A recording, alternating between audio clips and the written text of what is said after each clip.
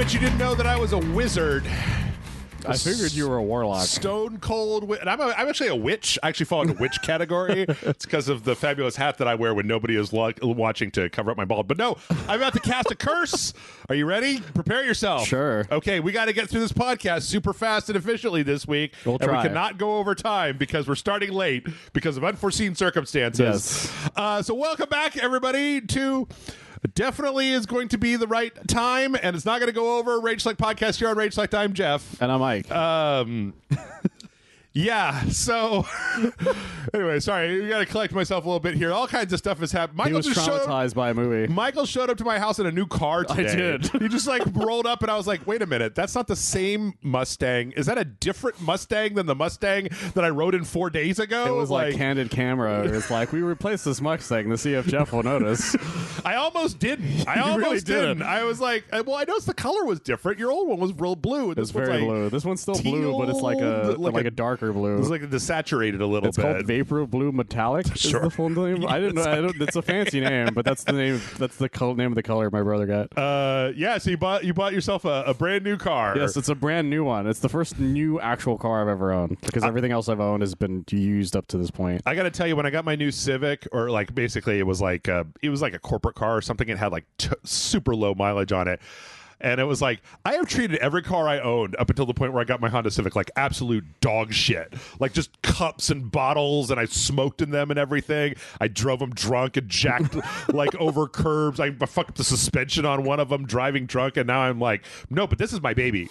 Like, no, Yeah, no. Do not leave any food wrappers. Do not eat in my car. Do not smoke in my car. And I will not be driving my car when I have had alcoholic beverages. So. Yeah, no, all my cars before the last car was like that. The last car I got with 15,000 miles on it, which is still pretty good for that type of car. Yeah. This one, they gave it to me with 8 miles on it. So this thing is like, and it was 12 by the time I took it out because I put the other like 4 miles on it doing a test drive. Yeah. So yeah.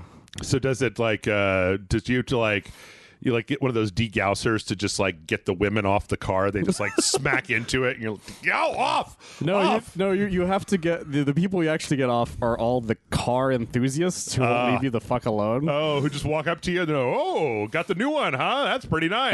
Every car salesman was like that on my way in with the Mach 1. Yeah. And then on my way out with this 2024, everyone's just like, let me look at the car real quick. It's like, stop it.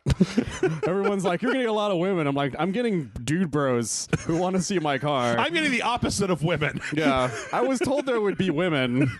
There are not. All I'm getting are dudes who have like Ford for Life shirts on. Okay, but what you got to do is, does the new one have that thing where it projects the Mustang thing on the ground that I was laughing at when I got in your car? I think it still does. I'd have to check. So that's what you got to do is you got to pull up and then like open the door and be like, you see that girl? That's like that's the path.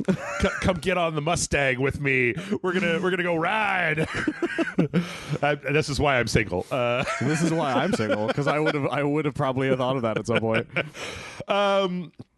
All right, so you got a new car. That's exciting. That's exciting. It's very exciting. It's got heated seats. It's a fancy bitch. Yeah, I haven't named it yet. I haven't figured it out yet. I watched the movie Wonka, so I don't know if that's the same. Did you binge eat chocolate while watching it? No, I don't really like it. I don't like to eat. I don't like to keep chocolate in my house because I'll eat it. So okay, that's fair. But then. Anyway, you know that aisle in the... I'm sorry, we should not be diverging. That aisle in the supermarket, like there's an aisle in the supermarket that I go to get like Gatorade for when I drink, right? Like, and right on the other side of the Gatorade is like the candy aisle. So like when you check out at the store, you got just like I can buy a candy bar, I can buy a Three Musketeers, but in that aisle there is no one Three Musketeers. No. It's like, would you like a flour sack full of loose double-sized Three Musketeers for $1? And I'm like, no, I will eat them, you fucking psychos. Well, it's the best thing about being an adult is that no one can stop you from buying those chocolates. But again, no one can stop you from buying them is the downside. They all say share size. I live alone. I'm not sharing that shit with anybody. You're sharing it with yourself is really what it comes down. And because sharing is caring. Yes. Strangely enough, Wonka, very solid, incredibly enjoyable, really good music. Like heartwarming story, got me to tear up at the end while all the bullshit that happened. All the stuff that I complain about with movies, not present in Wonka. They didn't spend a lot of time with characters. They spent their time with the characters that we needed to know, and then those characters had an arc, and then they grew, and then they changed, and then they became a different person in the end. And it was like, it was fucking solid. It was less than 2 hours long, and it was like not 90 minutes, but it was like 5 or 10 minutes less than 2 hours long. Okay. Catchy enough songs, but not like so catchy that I'm going to be listening to them, but not like I watched like Sweeney Todd, and I'm like, I can't remember any of the songs because they were too complicated. Either, yeah. But these were like catchy little tunes, whimsical world, incredible cast. It was made by the Paddington guy. Oh, okay. Well, then maybe I should go back and watch. Everybody talks about those all the time. I do totally watch Paddington 1 and 2. They're so fucking good. I didn't think I would love them. Yeah. I went to watch the second one because no one else wanted to review it with Chris. So it was just me and Chris. And I loved it so much, I went out of my way to find the first one to watch the first one. Yeah, and I love that movie. And then they got solidified even further when fucking Pedro Pascal in that Nicolas Cage movie is like, my favorite movie is Paddington 2. It's pure cinema. And I was like, yes, Pedro Pascal, let's preach. Yeah, also, I've only ever seen Timothée Chalamet in Dune. Okay. And he was great. Like, he wasn't, Paul Atreides he was in, is an edgelord. Like The French Dispatch. That was the other thing I saw. Oh, that's right. But But he's in the most forgettable part of it. It doesn't count. Yeah. No, I get it. That's the only other time I've seen him personally. So. But I mean, here he was really personable. Like, he was really charming. I don't think that, I don't know how to evaluate whether, the idea of like, oh, is this a good prequel to the original? I don't know if it's a prequel to the original or the book. I don't really know what it's supposed to be a prequel to. It's more just like its own thing. And if you're not trying to like line it up and be like, he's not doing a good Gene Wilder impression, and I'm like, I didn't want him to. I wanted him to just do his own thing. Yeah. He was good. You just didn't want him to be Johnny Depp. Yeah.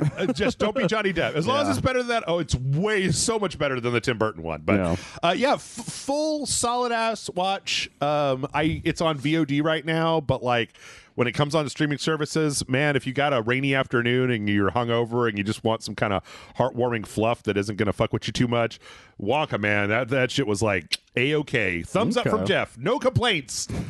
Can't believe it. Speaking of things that nobody has anything to complain about, though, we had a state of play. That was sarcasm. I was about to say, people have plenty to complain. People have complained and complained and complained some more. I personally go into all of these things with no expectations. Yeah, I had zero expectations for it. And I'm usually rewarded. Yeah. I think that we the Xbox one 2 weeks ago, right? Yeah. That we talked about. And that one was a little bit less. I had one expectation, and it was Indiana Jones, because they said up front that it would be there. So right. And I think when we talked about it, we didn't really care all that much for most of the stuff that wasn't Indiana Jones. Yeah, everything else was just like, eh. It was fine. Yeah. There's a few things stuff like in here that I thought was interesting. Yeah. Oh, definitely. So yeah, let's get into it, because we don't, like I said, we don't have time. No. We start off with Helldivers 2. I'm not going to talk that much about Helldivers 2 because it's just, we've seen a lot of Helldivers 2, and it's just more of that. Like, it seems cool. It comes out in like a week and a half or something. It's basically just the release trailer. Yeah. The launch trailer, they're called. They did show right at the very end that like post-launch they're going to be adding like a mech or something, which is fine because there were like big mechs in the first one as well. But yeah, I mean, it's Helldivers. Like, the first one was good. I can't wait to play the second one. There's not really a whole lot more to say about it than not that. Really. So just like put on their Star Trek Troopers music and go to town on it. Yeah. So that was what it was. Let's see. From there, we got a very long trailer for Stellar Blade. It was a lot. I was surprised. It's the most any they've ever said about this game. Yeah, they've shown it a few times. So anybody that doesn't remember, this is like that. Like, it's kind of like you know what it is? It's a Nier Automata knockoff. I can see that.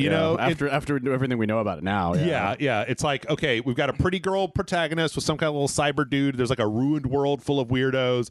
You're gonna go and you're gonna fight the weirdos, the crazy plant monsters or whatever. You're gonna do quests for people. You're gonna level up. You're gonna get new guns, and you're gonna have a lot of really fantabulous, completely unwieldy outfits. Apparently, yes. Like, just everything is like a cocktail dress from the future, and nothing is like armor. Yeah, and if it is, it's tight as fuck. Yeah, it's like it's so fucking spark, and everybody else is. I mean, Yeah, some the of guy them, looks normal, and even the other woman in this shot looks kind of normal. She's okay. And then you cut to her, and she's just like, "What the fuck happened to her?" Yeah, she's got a tie. Like, there's a tie, and it's like a wet suit. I don't even know how to describe it. I don't know how to describe it look at either. it. It's like, I don't know, evening wear from the Mass Effect collection or something. Also, everybody's jiggling quite a bit.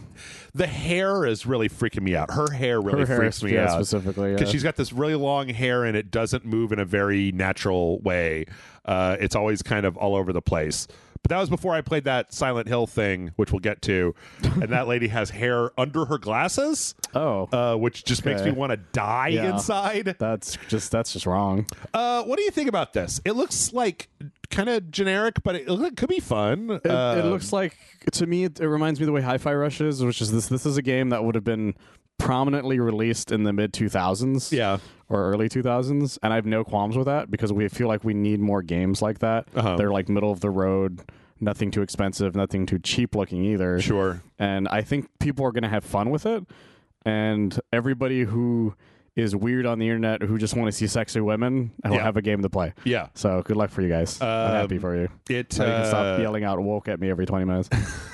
It reminds me of Bright Memory. Remember that thing that was made by the one guy with like the lady that was kind of like this is actually pretty fun type of thing. Yeah, no, that's exactly the type of game that it reminds me of. The only thing I hope is that a lot of times I feel like games, especially games that look like this, that are using Unreal, and that they have a certain level of like granular kind of crunchiness to them. Yeah. Like there's a chance that it just might be kind of dull. Like it could go either way. That's the problem with these types of like mid-budget games. Yeah, because either you're really either you get really invested in how it plays, right, or somehow the story is actually pretty passable that you go through it either way, right. But it could just end up being like it's actually, very rare for it to be both things really well. If that makes sense. It kind of reminds me a little bit of that. What Wanted, was it called? Wanted, that weird game with the lady cop. It was like a mix of a shooter and a brawler. And it was in the future. It was like the cyber police. I don't think it was called Wanted. It was something. No, because there was a game about Wanted called Wanted, but I know what you're talking about, but I don't remember the name of it either. Yeah, I don't remember what that game was, but I'm kind of getting some of those vibes off of it, where it's like, wasn't that the one we played? Yeah. That's why I was asking you. Yeah, I just couldn't remember the name of it either, but I remember it being like really weird. Apparently, we really liked it at the time, but then we got really hard after a while. Yeah. I don't know. It looks like it could be interesting, but again, the problem is that it could look very good, and then it could just end up being like a grind, or the story could end up being kind of poopy. Yeah, we've been tricked before by really nice looking game trailers. Yeah, or even really nice looking games in general. Yeah, but like I don't know. I'd much rather this game be good than not. I always want games to be good. Like if we get like some sort of weird franchise out of this, good for them. Yep. I just need them to like work on that hair a little bit more. And then there was this trailer went on for quite a while, going over like systems stuff. From there, it must be my birthday because my favorite franchise of all time is back. It's a new Sonic game. Oh, but this one also has Shadow the Hedgehog. It's got everybody's favorite gun-toting hedgehog. Yeah, they heard that Palworld. They were like, "Oh, you want like cute animals with guns, huh? We're bringing back Shadow the." I'm just kidding. This looks insufferable, and I fucking hate Sonic so much. But Sonic fans are like apparently really excited about this. I can't tell the difference between a good or bad is the issue. Do they like Shadow? They do. Why? They like Shadow unironically. But why? Because he's the 2000s boy. And everybody loves the 2000s boy. Okay. Also, he's a skate. He skates. He doesn't run. He's fighting like Starro the Conqueror for some reason. I don't know why. Like he's doing all the anime stuff, and he's so edgy. People are legitimately excited about this. I'm surprised by that. It's so dark. Troubled. He's a troubled Sonic. But Sonic fans love Sonic. He's got characters. a dark past. Sonic Shadow Generations coming out this year, no less. Yeah. They keep putting out Sonic games, man. They do. I don't know how that keeps happening, but they do. Why do they keep putting out these Sonic games, Michael? Why don't they just stop already? Because of me personally, Jeff. Somebody made a joke about the title because it's Sonic Cross Shadow. Yeah. They're like, I'm going to Google that, and it's just like fanfic porn. Oh, right. Don't click on the images link. Yeah, don't Google that. If you do, make sure Generations is somewhere in there. Yeah. And game. or else you're gonna get some weird shit. Do it in safe search. Yeah, I mean, as safe search as possible. I'll be honest. Like, I mean, I'm trying to do something besides just make a joke about this, but like, I look at it and I'm just like, this just looks like every fucking Sonic game. Like, it does. It's got a 2D part. It's got a 3D part. It's got Sonic. It's got Shadow. Like visually, I think it looks cool, but all the Sonic games end up looking like that somehow, but play awfully. Yeah, at least in my opinion. I've never gotten into Sonic. It's just not my jam, man. Just not my jam. I did for that short, sweet Dreamcast period, and then I fell off immediately after that. Let's see. From there, we got another Zenless Zone Zero trailer. I'm tired. Like, I actually really want to play Zenless Zone Zero. Yeah, because it's like a third-person game from Hoyoverse, and it's like a third-person action game as opposed to an RPG or Genshin Impact. And I think that their character design and shit and their art department is like super duper on point. But like, this fucking game needs a goddamn release date, not another trailer full of action shots. Yeah, like the action shots look great. You've sold me on it, Hoyoverse. It also needs more gameplay itself. Yeah. Instead of action, like cutscene shots. I mean, everything I'm seeing here looks fucking anime-tastic and crazy and over the top. And I 100% would like to play your video game. Thank you very much. It looks very exciting. Give me your video game and I will play it. So I was hoping that there would be a release date trailer for this, but nope, just coming to PS5. Yep, just in development still. Foamstars, everybody's favorite game, is a crime against humanity, and the people that made it should be tried at The Hague for put in international jail and or thrown into the sun on a rocket. Every time I see a trailer for Foamstars, I can't tell what's happening, and it's just like my brain shuts off. I'm just like, no. Yeah, I give up every time I look at it. Like, I can't tell who's winning, who's not winning. And then they're like, don't compare us to Splatoon. I'm like, that's all we can compare you to, dude. It's like, everybody talks about Palworld being a Pokemon knockoff, and I'm just like, half these things look like they're from like One Piece or like they're off-brand anime guys from a show. It just looks bad. I'm not excited in any shape, way, or form. Yeah, it looks like garbage, and we'll be checking it out like the garbage that we are. So it's been next week. Yep, everything's next week. Yeah, that was everything next week. Helldivers 2. Why would you play Foamstars when Helldivers 2 exists? Because it's free, I guess? Question mark. Maybe? I guess that hasn't worked out very well. From there. This is great news for everybody who didn't get to play Dave the Diver. Dave the Diver is going to be on the PlayStation 5. Yes. So good job. And then it had the exciting news that would make even Matt Frank wake up. Yeah.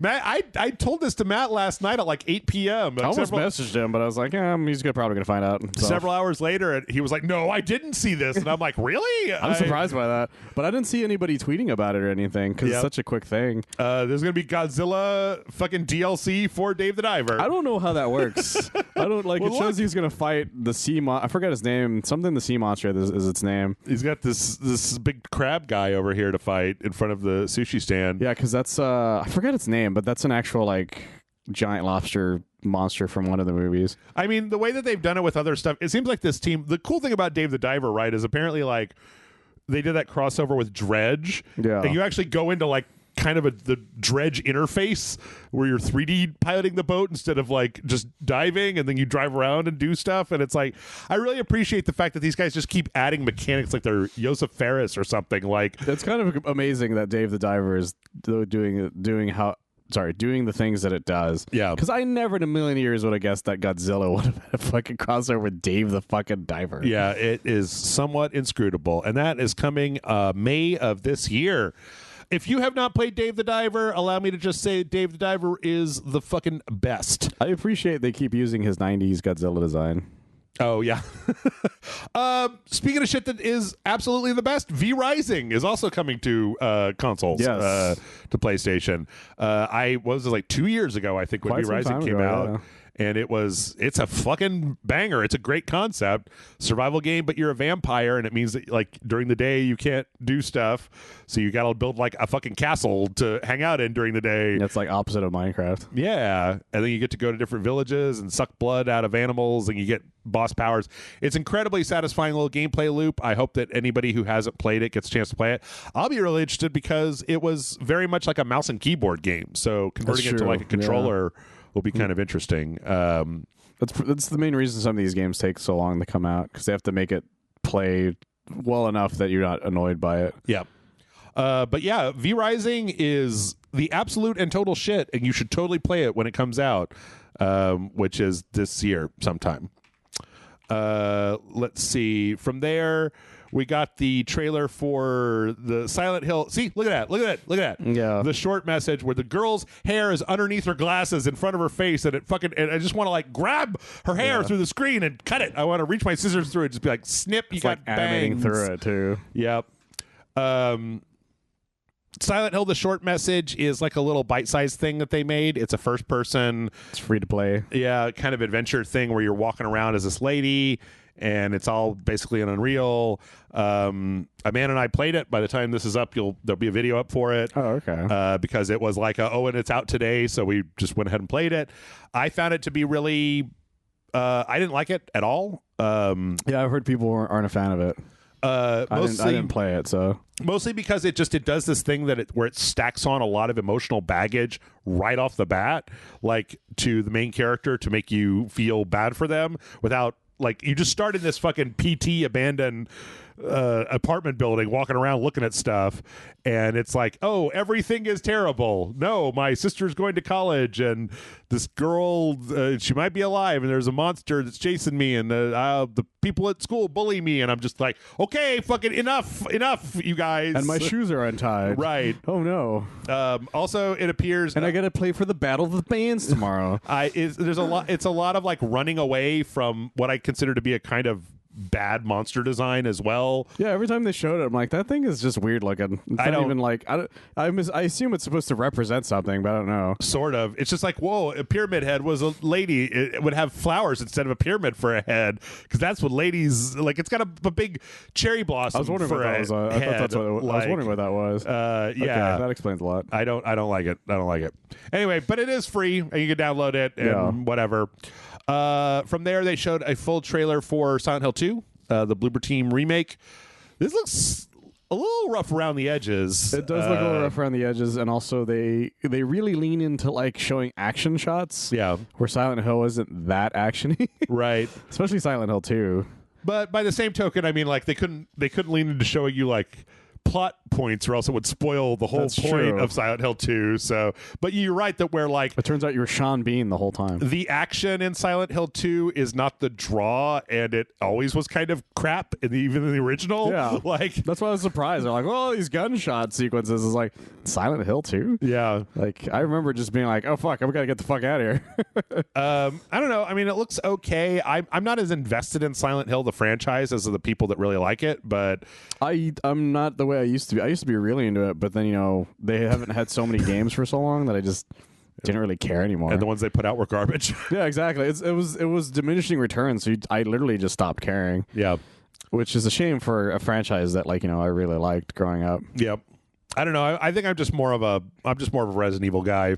Like I want the action part of it more than the psychological horror suspense part. So. That's because they lost track of why they were interesting as it went on, because they didn't really know how to make that psychological stuff work anymore. Yeah, because you can only be like, it's his wife's trauma or something, like as many times as possible before you're like, oh, we're out of trauma, guys. You have to like give it to a crazy person and then hope that what you get back is not like completely inscrutable garbage. You get the ideas from the crazy guy and then you slowly make it work. Yeah, which is probably why they fired Hideo Kojima. Yeah. Okay, so I've been kind of mad for a little while. Michael, I am all fucking in on this Judas game that Ken Levine is making. Like, it looks like BioShock on a space station. It just looks like BioShock on a space station. Like, it doesn't look like anything. Like, it should be called BioShock 3 or whatever. BioShock. Infinite Space. Infinite Space. Yes, exactly. Yes. It 100% looks like a goddamn BioShock game. It actually, I was saying in the Discord, it looks like if Atomic Heart was good. No, which is, but we were tricked by Atomic Heart's trailers. That's true. We'll see how this goes. That's true. This motherfucker's been working on this thing since fucking BioShock Infinite came out. Like, yeah, he's been working on this for a long ass time. And this is the most we've seen on it in quite some time. Yeah, it appears you're on the space station. There's some kind of thing about like the top 3. There's a lot of weird like emotional stuff. The tagline is like, you have to fix what you fucked up up. I mean, it's something else. It's like you fix what you broke or something like that.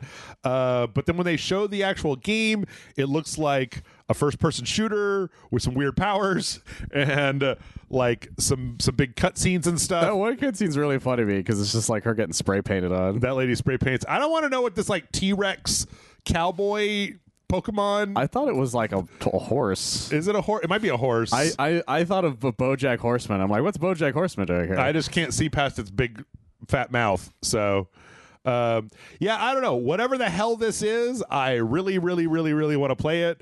I hope it turns out great. I know that like there's been a reevaluation of BioShock Infinite. A lot of people don't like it right now, but I still like the BioShock franchise, and I'd like to play something new. So. Dude, the BioShock franchise is one of our favorite things. We did a whole playthrough of the first one, me and you. Matt and I played Infinite. Yeah, you guys did Infinite way before its you guys reevaluation. Ever do two? No, I think that we did it a sequential Saturday where we played Minerva's Den. Okay, that makes sense. But or a stream. We did a stream, I think, where we played. I actually know Den, somebody who worked on BioShock Infinite now. Yeah, I think I told you that. I think I know somebody who worked on Minerva's Den. But good things to say about. Met him once. The stuff. Anyway, I don't know. Like, you know, I'd like to think that there's something good here. It looks like something that's right up my alley. So can't wait to play it. No, what was that, 2025? I think so. I think it just says in development. Okay. The main issue is that, like, yeah, Ken Levine is known for taking a long fucking time. Yeah. But this might be the one time he actually will be allowed to take as much time. Well, so we'll see how that goes. What I'm hoping is that he's taken so much time to get this game most of the way done before they even, you know, they like teased it like a year ago or something. But like, he's been working on it for a long fucking time. I hope you're almost fucking done and that you didn't like announce it now and then be like, it's going to be another 10 years of development. I'm like, no, man. You can't put out one game every 20 fucking years, okay? Like, BioShock Infinite's first trailer was made before they even got anywhere close to being like having a game. Yeah. I saw BioShock Infinite the second time I went to E3, which was like the first year that RageSelect was a thing. So yeah, which is quite some time ago. And that was back when the demo still had the Revenge of the Jedi and, and the Portal and everything. So we got some VR news. We're going to skip over this pretty quick. There's making a new Metro game in VR. Oh, that's fun. Apparently somebody in the Discord is saying this is like a really reputable VR studio, like one of the better VR studios out there. Oh, so nice. I'm hoping that it works. Yeah, and you got a PSVR too, so this gives you more incentive to be interested in these. Yep, and it's coming out this year. The other one is called Legendary Tales, and it's one of those like medieval combat things. It looks like a lot of fun though. It does. It looks like it could be fun. It looks like one of those janky, but this is why I like. You could take a janky game in VR, and you can pick up a skeleton and beat him to death with your bare hands. Yeah, like, it's the way Goran felt, like that fun, like just fucking go to town on people kind of game. Yeah, it's also one of those things that I feel like you could see a trailer, you could be like, these graphics don't look that good, but like, I don't know, man, when you're in VR, there's like a fucking skeleton trying to kill you, and you're just like, oh shit, it's real. Yeah, your brain doesn't know the difference between like cartoony muscle people and real people. Yeah, like you're just gonna have a lot of fun with it. Yeah. So yeah, that looks like an interesting one. Coming February 8th. Yeah, next week soon. As well. So we got a trailer for Dragon's Dogma 2. This is another one where I feel like there isn't a lot to say because, that looks like Dragon's Dogma. Yeah, that looks like everything they've talked to us about so far. That's some Dragon's Dogma Dragon's Dogma, if you ask me. You know what, though? I will say that in this demo, I noticed that the main character is like switching between classes, like on the fly really quickly. Yeah. I'm not entirely sure whether you could do that in the last game. I just don't remember. Like, you very well could have, but it's interesting to see them going from like a melee build to an archer to a mage and then back again, just like in the middle of a combo, switching from melee to mage type of thing. Mage to like a sword kind of thing. Yeah. He just did on this part. There's not a lot else we can say other than it looks like it's going to be a good time. Yeah. The Dragon's Dogma 2 was a game that people didn't think was going to happen for a long time, and now that it does, it looks just as good as people were hoping for, if not better. Yep. No, it. Can't wait. Looks great. Can't wait. Do we have a date on that yet? Yeah, it should have a date on it. I just can't remember. March 22nd. March 22nd. Because I think they announced that the last time. Team Ninja showed off Rise of the Ronin, which appears to be their like Sekiro / Assassin's Creed game that they're 100%. Like, there's a lot of Assassin's Creed DNA in this thing. Michael, I'm going to ask you this: does this game look like kind of bad? Like, it looks kind of like dull to me. It's hard to say because it just shows off like so little. I feel because the problem is it's like Assassin's Creed. It's one of those games that you won't really know if you'll be having a good time until you get your hands on it. Because there's like it all depends on what the game wants you to do throughout it. Because the way it looks now, like if I was just exploring and this was all that was going on, yeah, it looks like a bad game.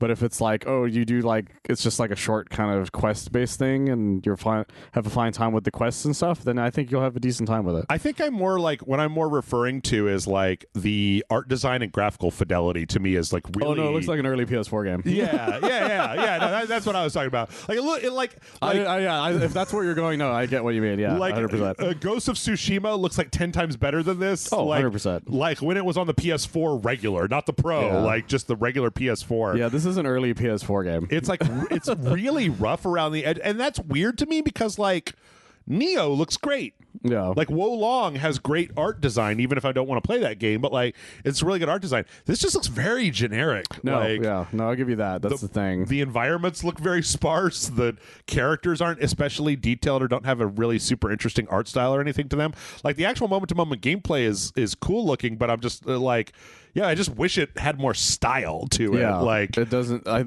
feel like they went too much into realism without making enough effort to make it interesting looking, or that they like programmed all the system with like placeholder assets and then they were like, that's good enough. That's good enough. I don't know, it's very weird. You see enemies load in too in that last part because when he's fighting. Yeah, it looks very very dull. Like just that's a shame. Like I don't know, the graphics, I'm starting to have less of a tolerance for like, you know, well, if the gameplay is good then the graphics look like they're on a late generation PS3, and I'm like, no, I don't think that's true anymore, you guys. Like, well, after watching that fucking Stellar Blade thing, yeah, it's not true. Yeah, like Unreal Engine 5 makes it toward this should not be a thing anymore. Like this at the end where they have this montage and like where this horse is riding up, and there's this like red saddle on this horse that's just like super bright red with no shading and no lighting effects on it or anything, and it just like it looks like the background is just very like tree. I don't know. It's hard to. No, I get it. Like, you know what it looks like? It looks like somebody was like they took the bones of a Gilson Pontes game and then like made it look really a lot better, but it still looks a little just like off the shelf jank. I want to play that though. That sounds like a fun time. We're just gonna make mods for Gilson Pontes games from now on. Turn it into a real game. Yeah. Let's see. And then we got the announcement that Until Dawn is getting a PS5 and PC release. I feel like this is such a weird thing to do. Yeah. Because everyone knows every fucking twist of that game by now. I don't know about that. I mean, I do, but like I don't know. Like, it was the Let's Play like fucking rage at the time. Like people were streaming it like crazy. I don't know. Like, well, maybe like it's for like the Gen Zers who weren't like really paying attention at that point. I mean, it's been quite a while since it came out, so. But yeah, but if you want to know, go watch the sequential for it that him and Brian did. Yeah, I'll tell you how old it is. That's how old it Brian was. Salisbury was down for sequential. You watch him and I play that in like The Darkness 2. Yeah, we played all the way through The Darkness 2. Yeah, but that's coming out this year on PS5 and PC. And if it seems like I might have been rushing through a lot of this, it's because I wanted to have plenty of time to talk about the last 10 minits of this. Yes. Where it was fucking Death Stranding 2. We started off with George Miller. There's like an ink cat, and fucking Fragile's got a little hands over her face mask. It's just I was like, what the fuck is happening? Yep. We try to figure out where are her arms. Oh, wait, those are her arms. Then what the fuck is that? Wait, does this guy get caught by an octopus? I thought she like taped gloves to her face as like a quick face mask, but then when you find out what it is, it's even more confusing. Has it been 2 years since we saw anything for this? No, it hasn't been that long. Because we saw something at the Game Awards or whatever. Well, not the last Game Awards was OD. Right, I could have sworn he showed something off of that. I think Summer Game Fest. I think is what was it. Summer Game Fest. He might have shown something off at Summer Game Fest. Okay, that's what I feel. I feel like it wasn't that long ago because we have been getting trailers for this thing on and off. Yeah. So, but we have this thing that we didn't expect, which is that George Miller is a face model for the game. he did the like Guillermo del Toro thing from the last game where somebody else is acting in, but they let him use his likeness as this one-armed spaceship submarine death captain surgeon. I have to appreciate guy. How fucking Hideo Kojima can just get like random people to be like character models for a game. Yeah, I can. The thing. Okay, here's what's amazing to me, Michael. I'm sorry. This is where I get really giddy. This is what's amazing to me is that I'm like, you know what?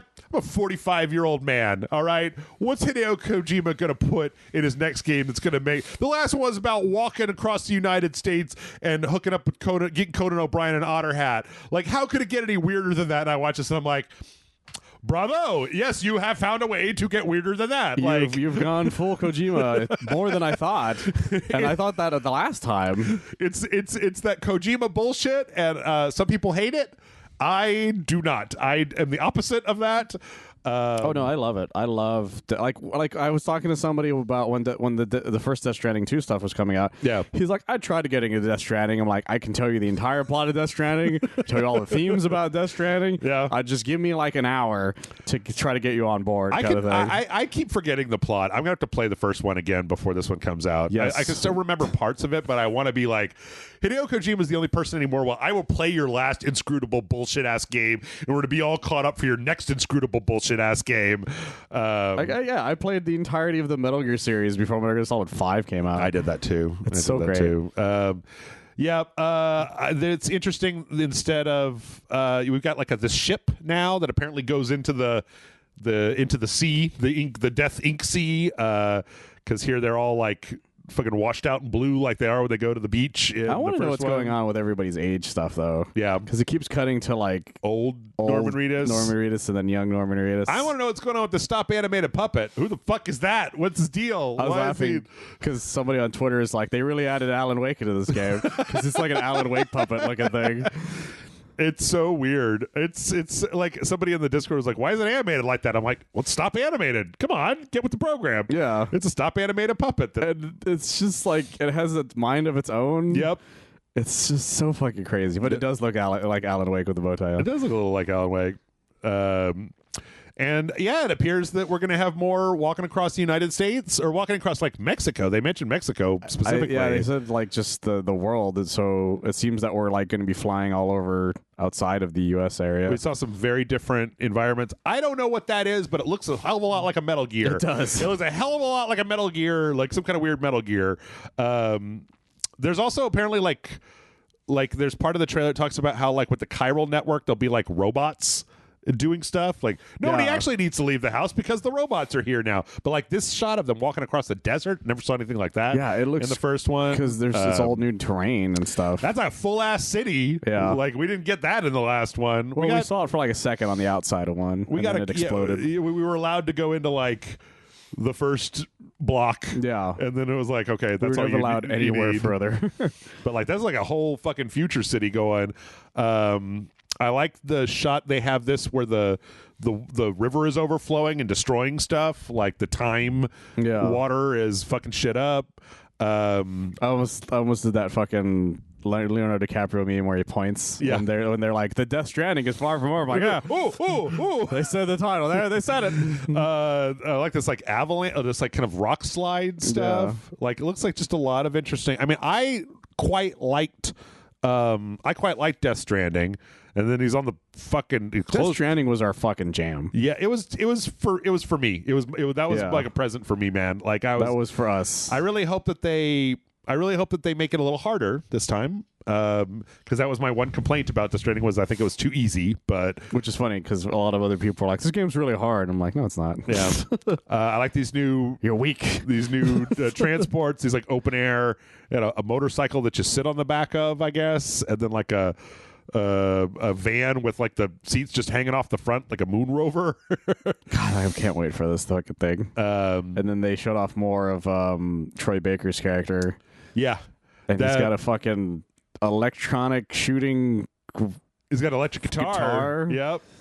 and he's Joker-fied. Yes. He's a fucking Joker. He turned into a Joker. Like, he's just the Joker. Like, that's like, you can't do that. Yeah, he just looks like the Joker. Yep. Straight up. But with a thick country accent. Yep. And then we get the thing where this giant other, it's like a mech or a person or something. I don't know what it is. Well, also, can we talk about what the fuck happens to this puppet when he gets like its the face? demon face? Yeah. Like, he's like, I'll fucking kill you. It's like, wait, how? I'll murder your family. Is he a child's play? Is that a child's play? He's a Goosebumps. Is he a Brad Dourif in there? Oh, yeah. I bet Hideo Kojima saw Goosebumps, was like, I want that in my game, too. But yeah, it looks like more Death Stranding. I had to go look up. It is directed by Hideo Kojima and written by him. I'm not surprised by that at all. Because I feel like all we've heard is other stuff that he's working on, like That's OD. true. So I wasn't sure whether this was like he was just a producer on this one. But then I was like, oh, that's right. Hideo Kojima can't fucking help himself. He was supposed to be the producer on Metal Gear Solid 3, and then he was just like, nope. Yeah. I'm gonna do this. This is mine now.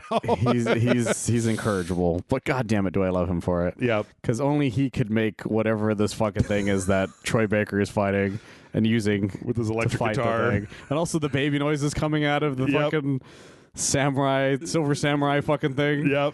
It's like, what is happening? Something's going on. I'm so excited. So shit's fucking nuts, man. It looks like more Death Stranding. Yeah. To be honest, I never thought that they would have to do a Death Stranding 2, but like, hey, Well, that first one ends on such a happy note that you really didn't have to. it had a kind of finality about it. Yeah. Like, but hey, you know what? So did Metal Gear Solid 1, and then he made fucking 6 more of those. So, yeah, Death Stranding 2 on the beach. Also, the fragile as fucking hands thing. I must say, Hideo Kojima, Death Stranding 2, Life's a Beach was right there. It was right there. It was right there. I bet you wish you had Fragile's little fucking hand finger lighter thing. No, I don't like when there's stuff on my neck. Also, It's just so weird. just lighting your cigarettes. If you're going to have it light your cigarette, have it hold your cigarette, Fragile. Come on, it's right there. It's right next to your mouth. I think there's like a picture of it doing that actually at one point. What does the thing for drawbridge say? Both stick and rope to protect and connect together for tomorrow. Okay. Synergy. Yeah. And then there's this lady at the end. Just like, it's unclear. One of the Fannings, I forgot. Oh, okay. I think that's her, the actress. And then I think the idea is that she is the one that at the beginning covered in all the gunk. Maybe, but in the beginning when they were showing that, they definitely showed a thing where they wiped off a face and it looked like it had like the gold makeup that Troy Baker had in the last one. Yeah, but I think like the idea is that like she got cleaned up because she's got like strings on her. Yeah. I don't know. It's hard to tell whether these are like 5 different characters or these 2 events happen like in the same scene or 60 hours apart from each other. We will never really know. Because she's listening in on them, and this character that they've got fucking doing her best Dana Barrett impression. She's got the strings on, but then they show really briefly that she's also got the Elle Fanning or one of the Fannings or whatever also has little strings there just in that one little boop shot. So, which I like to be like, ooh, I saw something, but everybody fucking saw that. Like everyone saw it's that. also super obvious is the other thing. Yep. I'm sure there's something that we haven't noticed that somebody noticed when they like reversed it and watched it in like infrared or some shit. Right. Because we're never gonna do that. Yep. Yeah, it looks fucking solid. I'm a little sad. It's got a date of 2025. I thought that like with the amount of time, I was hoping it was this year too. And yeah. having the trailer, that it was gonna be like August, and I was like, yeah, and I was like 2025. I'm like, oh man. You mean I have to survive a whole nother year of this shit just to find out what happens in Death Stranding 2? God damn it. You just have to keep out of trouble. And then last, Mr. Kojima came out to say the most Kojima-ass thing I've heard. He's making a new espionage combat game that's also a movie, but it's different. It's like a movie, but it's also a game. And it's also a movie. I'm very excited. I don't know. I don't care what it is. Yep. I'm very excited. I just think it's like, okay, you can only play it in 4DX. It's going to be an original IP, and it's a next generation action espionage game. And I'm like, does this mean that he finally has an itch to make another Metal Gear? So he's like, I'm just going to make my own fucking Metal Gear with blackjack and hookers and Palworld. Exactly. And then, like, at the end of this little sequence, it's called aluminum cog. a drone. He's like, stay tuned. And he points the little drone camera that then like zooms out to show that they're in like Columbia Studios. Oh Jesus! Columbia Pictures Studios.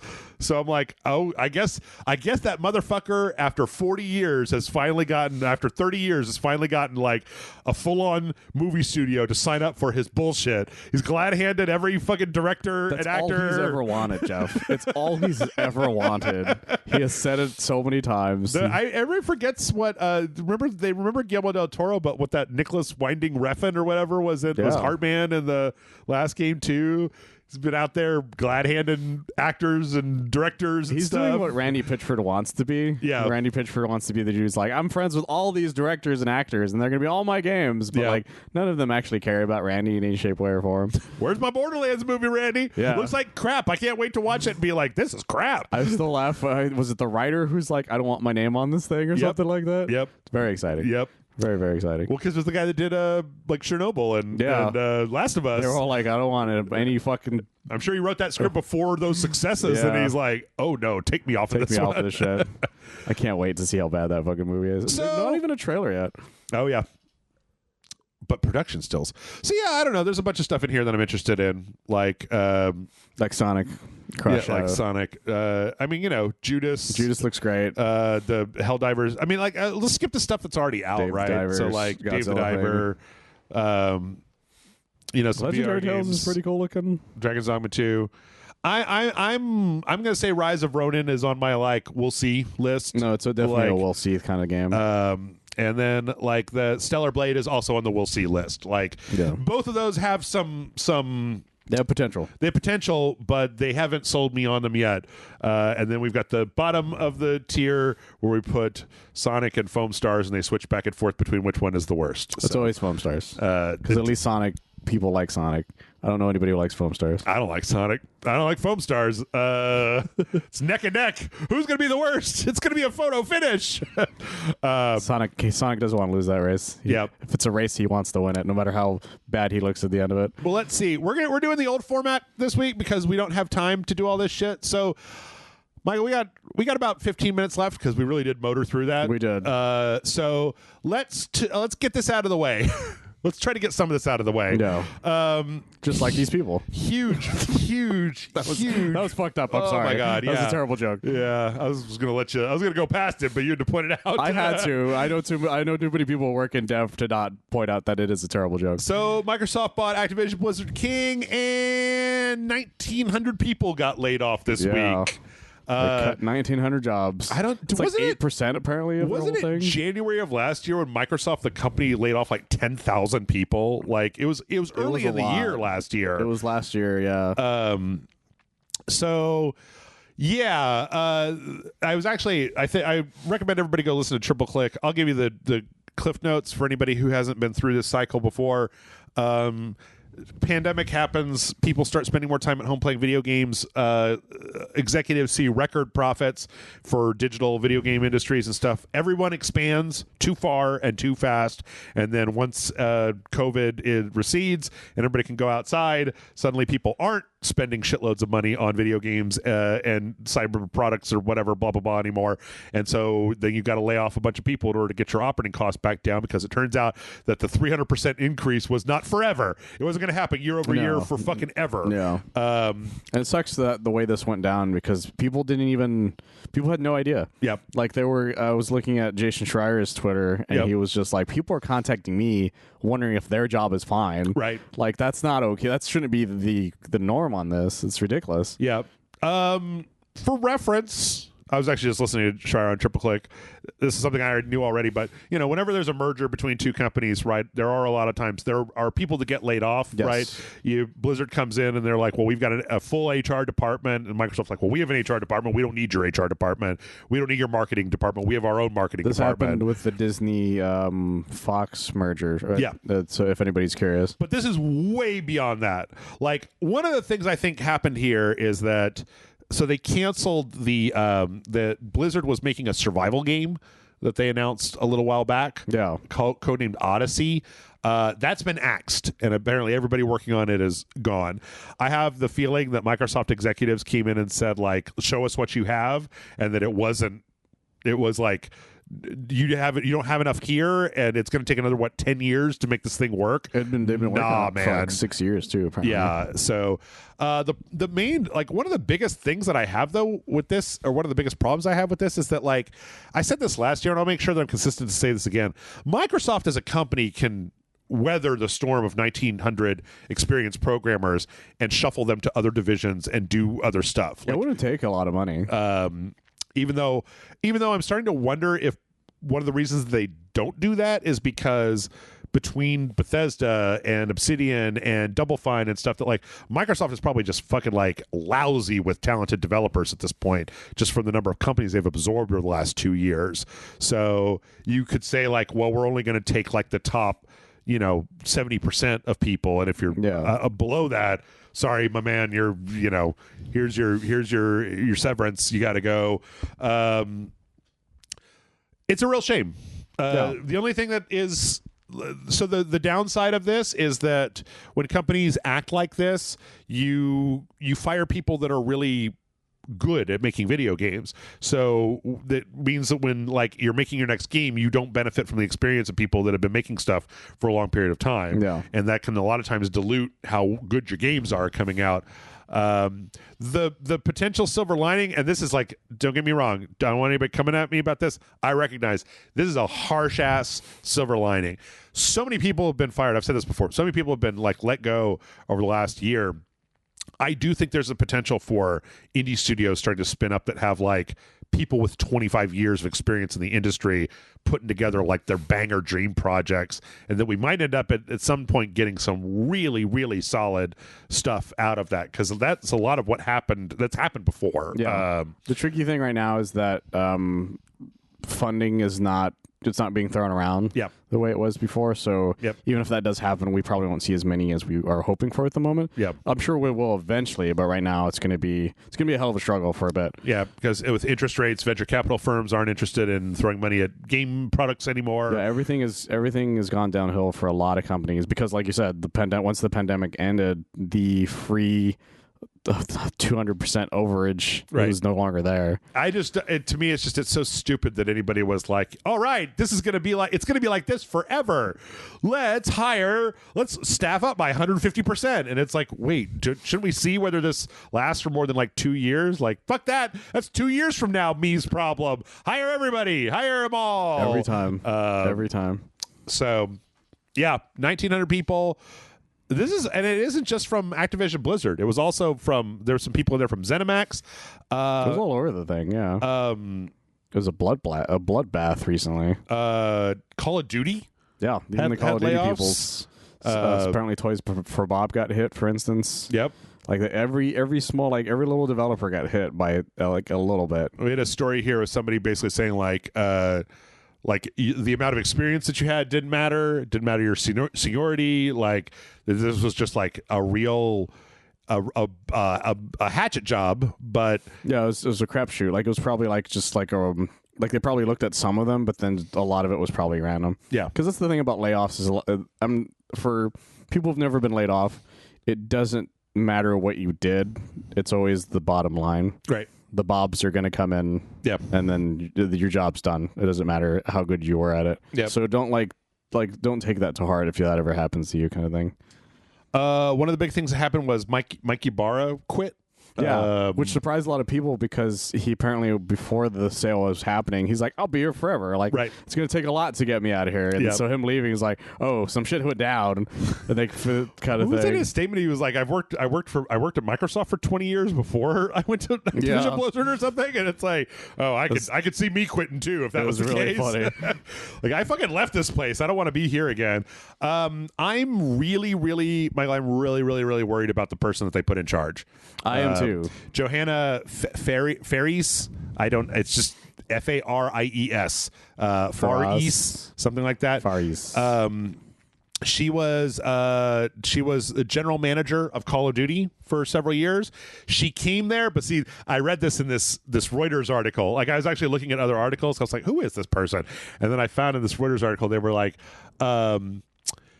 Ferries, whose appointment is effective February 5th, joined Activision Blizzard in 2018 after working for more than a decade at the National Football League. And I'm like, oh my God. Oh no, this is a manager. This is a professional manager. Yeah. And if you work the NFL and then you went to Blizzard, these are the people that you do not under any circumstances want to work under, because they don't have any passion for it. They have no creativity. They're just there. They don't understand. They're just there as professional management class.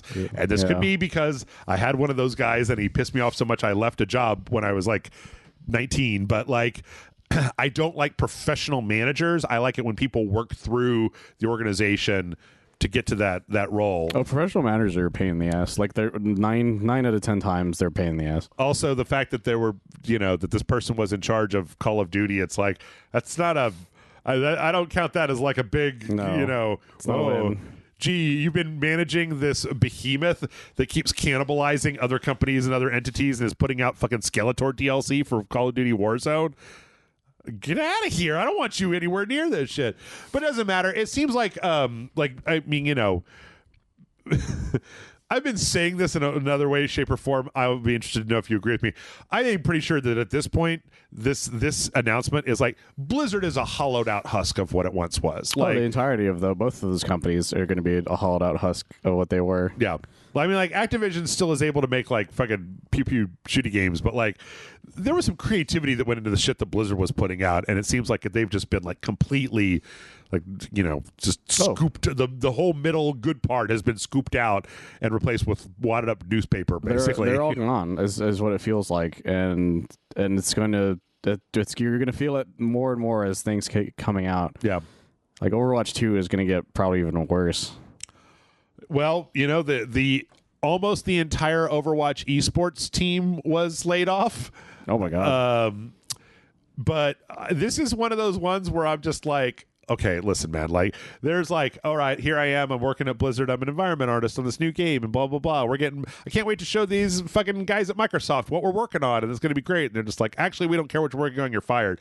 But like, if you haven't seen the writing on the wall that you're about to get fired from the Blizzard esports division, I'm sorry, man. That's on you. Like, you can't just be working at the Blizzard esports division like, everything is going fine. Like, they shut Overwatch League down, and then last week they had an announcement that they were to have a third party like company that was going to do tournament stuff from now on. Like, you can't have believed that your position was super safe. You gotta read the fucking news, man. I bet you a lot of those people were just like, I'm just gonna stay here for as long until they get rid of me, kind of thing, because they probably got paid decent money to do like very little. Yeah.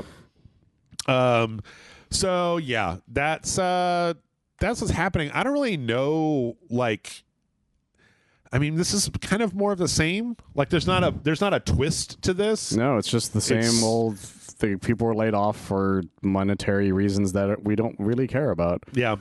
Well, maybe the twist is, and I think it was, like I said, I was listening to Triple Click podcast. I'm cribbing a little bit from them, but I had having the same thought.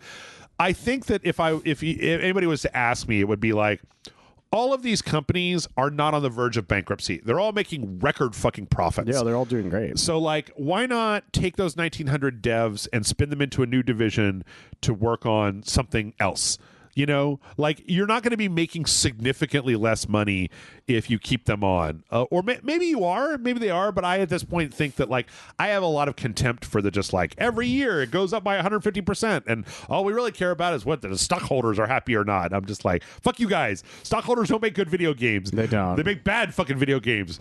They make Suicide Squad Kills the Justice League be fucked up, be a live service game. Everybody and everything apparently is stuck to by shareholders, because I was reading an article where they're saying even like movie stuff is the same, where it's like everything's stuck with shareholders. Creativity is at an all-time low right now. Yeah. And then just maybe to finish this up before we go into the second part, there was a lot of kind of shade thrown at the fact that Microsoft just had an earnings call where they basically avoided like using the words layoff or like let go or anything. What was the bullshit that they said? severance-related charges, Jesus Christ, and transaction-related costs and things like. They were just very euphemistic about it, and I think that that's one of those things where we're all just like, you guys are making money fucking hand over fist, man. Like, I'm waiting for the story next week that or in maybe in 6 months when there's another court case to tell me how much money, like what kind of boost in sales Microsoft sees off of fucking Palworld, like being on their console. Like that shit is a behemoth at this point. And like Microsoft is a $3 trillion company. They're bigger than Apple. They're bigger than Sony. They're bigger. Like they're one of the biggest companies that exists on the planet. They're the one company that you definitely shouldn't be doing this sort of thing with. They have the money. Yeah. And unless they don't, they've just been lying to us this whole time. Well, but see, then the question is like, I'm Bill sure Gates only left us $12, and we've just been bluffing this whole time. They, you know, a lot of people were saying like, oh, this is going to be bad because once Microsoft has what they want, aka Activision Blizzard, they're going to drop this nice guy act and start fucking like ripping people off. And it's possible this could be step one, or it could be that like, you know, if they had these 1,900 people on the books, that it was going to weigh down projects, and it was going to fuck things up. I don't really know what the inside of it looks like. I know that it's a fucking damn shame that so many talented people have gotten axed out into the wind. I know. So I don't know if you have the story, but apparently some of the people laid off were also in charge of like physical releases. Oh no, games. I didn't have that. I heard somebody was talking about that on Twitter. Like, some of the chunk of people were laid off were in charge of physical releases for the Activision Blizzard games. Yeah. So people are wondering if maybe they're trying to like steer further into even more digital shit. Probably. So yeah, probably so. With that, we're gonna go ahead and take a break. I'm afraid that there's going to be even more of this when we come back. But, you know, for the moment, enjoy the music, and we'll be back in a minute with more.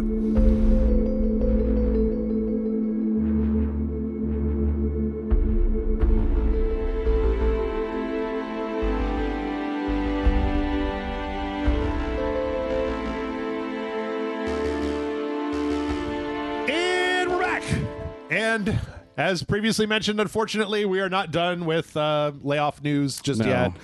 We got a couple more companies that did stuff. People Can Fly laid off more than 30 people. I actually am not surprised by that because I'm not either. I'm surprised People Can Fly are still in business. Apparently, that Bulletstorm VR thing they put out is just fucking hot garbage. Really? And like the only other thing they put out is that Outriders game that, as near as I can tell, just like nobody gave a shit about. Yeah, it fell flat after like a month, I think. Yeah. Let's see. We also got Raycon Games, which made the game Ruiner. You remember that game that came out in 2017? It was like a cyberpunk top-down kind of shooter. It was like it had a guy with a face mask that had like writing on it that would go across. Anyway, it's fine. It's fine. I think I know what you're talking about now. Now that I think about it. About 60 people from there. And then Black Forest Games, who are the guys who did the Destroy All Humans remakes, as well as a few other things. They also laid off around 50 people. That there's probably, well, actually, there's more than that, and we're not even having a comprehensive list of this week because it might just have to start being like a segment of just talking about this stuff. I just want to make sure that people like know that this is happening, so that the next time some CEO is like, "You could trust us," and it's like, I think somebody did the math or something, and we reached like almost half the amount of layoffs as the entirety of last year. Yeah, in that month of January. Yeah, probably more. It's probably a little more than that now because they figured that out, I think, when the Microsoft thing first came out. Right. Sega laid off 61 people from Sega of America. We know this because they're apparently in California. If you have more than 100 employees and you're gonna lay off like a significant chunk of people, you have to like file a notice ahead of time. Oh, okay. Which I'm all in favor of. Like you should be able to. Like I hate the work from hire. Fucking walk in one day. Here's the box. Get the fuck out. Shit. Like those suck. Those are the worst. So. This one again is kind of some bullshit considering Like a Dragon Infinite Wealth just came out, has been very well received, has been selling very well. Not only that, they bought a whole other company for $1 billion last year. That's true.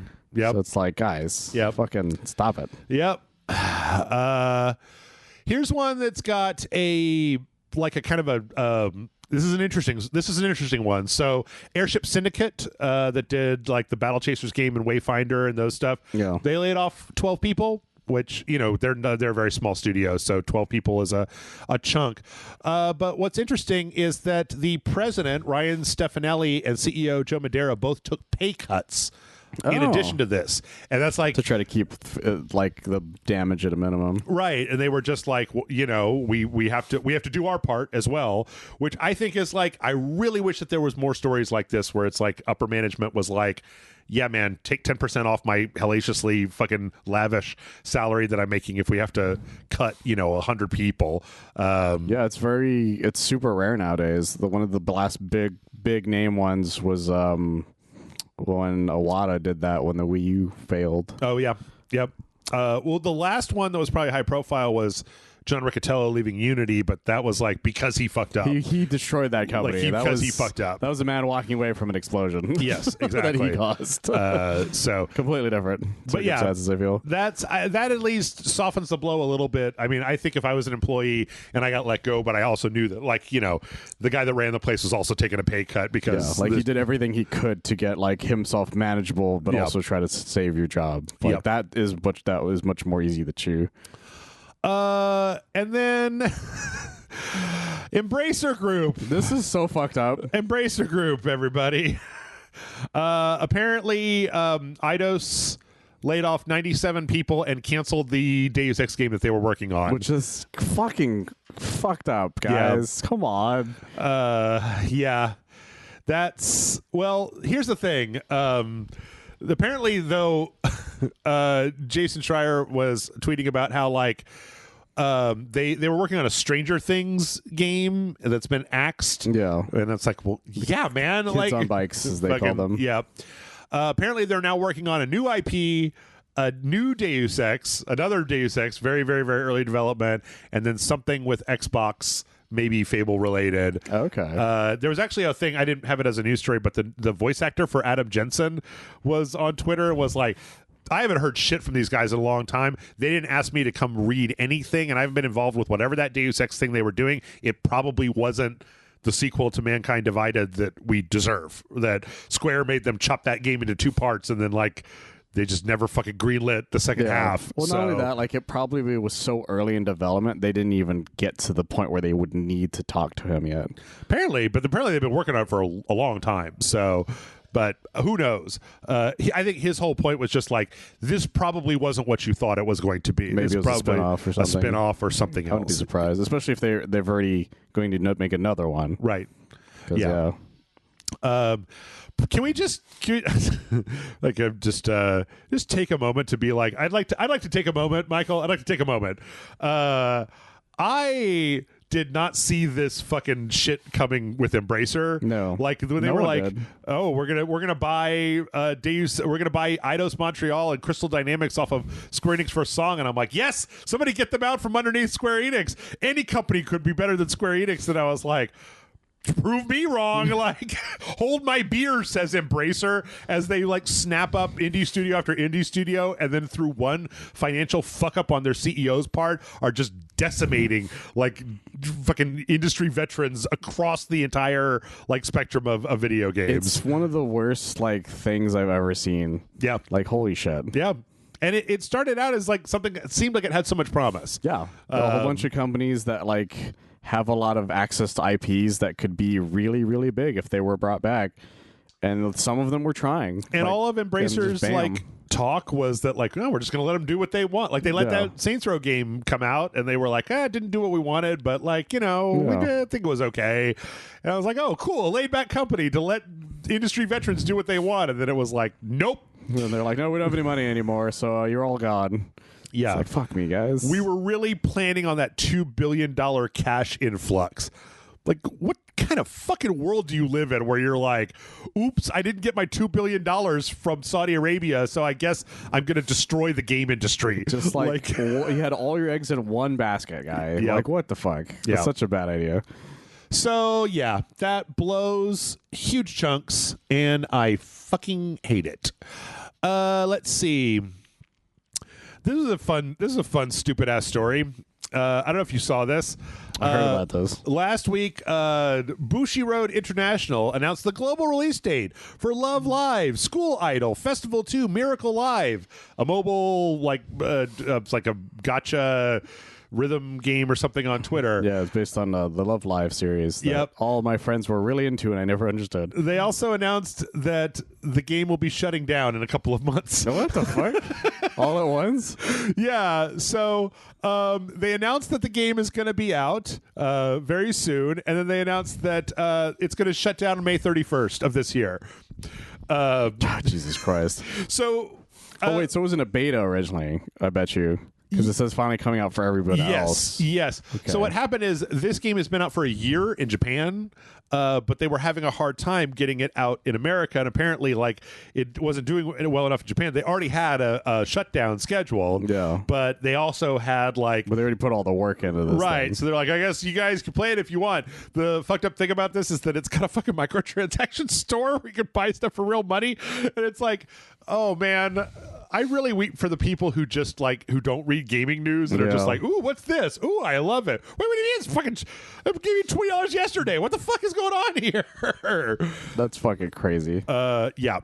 I don't understand why they wouldn't just leave it online for another year, 12 months. At least in America or something. Shut off the Japanese server or something. See what happens. It's just one of those okay, I guess, but why? At that point, you're better off just not even releasing it here. It's a fucking fever dream of a news story. Let's see. PUBG, the PUBG publisher Krafton Incorporated has a lawsuit from an employee saying that there was some sexual assault and improper termination, where apparently after the Game Awards or at a party at some point. A 31-year-old unnamed former employee says that one of the management got all gropey and handsy and shitty. Apparently happens a lot of times at these parties. And then apparently they went to HR and told them about it, and 2 months later they got fired. So they're bringing a suit, and it's yep, you should do that. No, absolutely. That's what you should do. If you have the paper trail, this is an open and shut case. Yep. I don't exactly, I'm so talking out of my ass here, but I don't exactly get the point that the PUBG guys are the most up and up, upstanding folks out there in the video game industry. I don't know. I'm surprised they're even around still, to be honest. I'm always surprised that PUBG still does well enough that they still get stuff. Yeah. So, yeah, we'll have to see where that goes. Good news on the court front. Apparently, you remember all the Dark and Darker stuff from last year, where Nexon was trying to sue these indie guys, Iron Mace, for making a game where they said they stole assets and their IP to make this other game. Apparently, there's a preliminary ruling that says that I think this is in Korea, right? I can't remember. I think so. I think it's Nexon. Basically, there was a ruling saying that that Iron Mace's game cannot be considered an infringement of Nexon's copyright or trade secret, which I think is what was the big contention was that they had basically stolen the idea and the assets and stuff when they left. That they had worked on company time on a beta for Nexon, and then they had all left to form an indie studio and basically taken all the stuff with them. They say they've got a paper trail. Apparently they took it to court, and the court said yes. Apparently the court also though made a ruling at the same time that I don't have the specifics on, but it's been called disappointing by the Iron Mace devs, talking about unfair competition. So I think the idea that Nexon was going to be making this game, and that by then making a similar game, they're engaging in some kind of competition with an ex-employer or something. I don't really know. It's probably a non-compete thing. Yeah. That they feel like they're breaking or something by doing that. It could be. I don't know. There's Korean court is weird. There's a lot of weird stuff. We don't understand courts of law outside of the U.S. even that well. We barely know our own court system that well to begin with, kind of thing. That's true. We work with what we are given. I play a lot of Ace Attorney games. I can figure it out. you know what's going on. Yeah. Just cross-examine the parrot, Nexon. Let's see. Cliffy B is back in the news, Michael. Oh, what did he do this time? He basically went on to Twitter. This is like it was another sad thing that he did. This is so well. Apparently, Cliffy B is in a weird place in his life. Yes, he is. He's doing like he's on Broadway. He's doing some Broadway stuff. And he's like writing a memoir about his time in the industry, and some other stuff too, where I'm just like, okay, Cliffy B, sure. But he came out and he put out this statement where he was like, I'm just going to read it because I think it's funny as hell. Look, we've been over this a million times regarding Gears. I'm down to consult, give my 2 cents. Crickets. I understand that Gears will always be an enormous part of my legacy. I appreciate and respect that. That said, Microsoft/Coalition haven't hit me up. Okay, it is what it is. If they were smart, they'd enlist me for my input because just from a PR standpoint alone, it would be gold, but nothing. Well, it is what it is. So be it. Last few years, I've moved on. Boss Key didn't work out. Fine. Shit happens. So I moved on. Restaurants, Broadway, my memoir, and now comics and stand-up comedy. What the fuck? As much as I appreciate your support and those who know me from my Gears work, I did a lot more on that game series for the record. It's time to move on. I'm on a new journey. I have been for some time now. Please check out my comic Scrapper. It comes from my heart, just like Gears did. If you're creative, blah, blah, blah. Something that means the best. I'm just like, I can't take seriously something that's like, it is what it is. But you guys should call me. You're fucking stupid if you don't call me. But I'm fine. I'm over it. I don't want any part of that anyway. I've moved on. It's this final line that gets me. Something that means something to you. I'm an atheist, but I do believe if there were a God and if God was a creator, the best way to honor them is to create. Yeah. What the fuck, dude? What the fuck, Cliffy B? Cliffy B, just go run your restaurant. I want to know what you're on. Do your stand-up comedy. Because I want some of it. I want to see. You clearly think you're God. I have to go find his stand-up comedy. It's got to be on YouTube somewhere. I want to see what his stand-up comedy is like. I want to see if it's funny. I want to see if it bombs. Either way, I want to see it. I also might try to read whatever this comic is to see if it's this dude Burrows the fucking Gear series. Scrapper. Also, he was really pissed about the Bosky thing for a while. Yeah, he was really pissed about it. Yeah. So I'm like, yeah, there's a. Oh, it's a dog book. It's about a dog in a future of some sort. So maybe I'll read it. Who knows? Anyway, it's like $20. Just Cliffy B, shut the fuck up. Just fucking go do whatever you're doing and shut the fuck up. You wonder why they don't call you, Cliffy. That's the reason they don't call you. You're a madman. You put him on Front Street. You know who gets called? Cool people who don't go like. I mean, I could totally make your shit work, but guess you're not interested. Guess you're just crickets. Nobody's calling old Cliffy. I guess I'll just keep fucking doing Tiger Blood and living life to the extreme and your loss, baby. Your loss. I didn't want to go out with you anyway. That's fucking. You're ugly. Yeah. Fuck you, bitch. It's just like God. It's so funny. It sounds like a desperate person, like you said. Just like it's one thing to be like, it's fine, but to then be like, call me, guys. Fucking now. Yeah. I'll do whatever you want. Yep. I messaged you 15 minutes ago. Why haven't you responded? Yeah, exactly. Jesus Christ. We got some Palworld news. There was an interesting, the Dead by Daylight, one of the devs for Dead by Daylight put out this thing on Reddit that was like talking about their experience with, this was on LinkedIn. They put this on LinkedIn. Oh, okay. Talking about their experience with Palworld.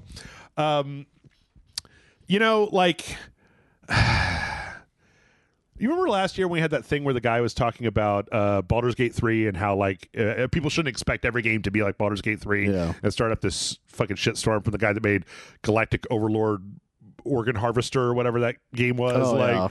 And it was like, so he talks about this and his major takeaway is like, yeah, I played it for a little while, but I didn't feel anything at all for my pals. I they were just cogs that worked in my base, and I had no emotional feelings toward them whatsoever. And I'm like, so I was reading the Reddit comments for this because they post this on the Palworld subreddit, and people are like, motherfucker, I think that's a you problem. I have my favorite guys. That's a skill issue. And people made the meme of Rosa for Brooklyn Nine-Nine with the chillet, where it's like, I've only had chillet for an hour, but if anything happens to it, I'm going to kill everybody in this room and then myself. And it's like, as playing it myself, man, the pals are so useful to me in combat stuff that I've had more of a connection with them than any of those fucking Pokemon jokers. So I don't understand. Like when my pals get hurt, I make medicine and give it to them because I want my babies to like not to be able to like live and thrive and also chop down trees for me. Like, yeah, because the difference between Palworld and Pokemon is when you catch more Pokemon than you can carry. Yeah, you can't like do anything with them. They're in a box and they do jack shit. Whereas in Pokemon or Palworld, they're like a fucking great member of your team. Yeah, they're doing shit while you're not there.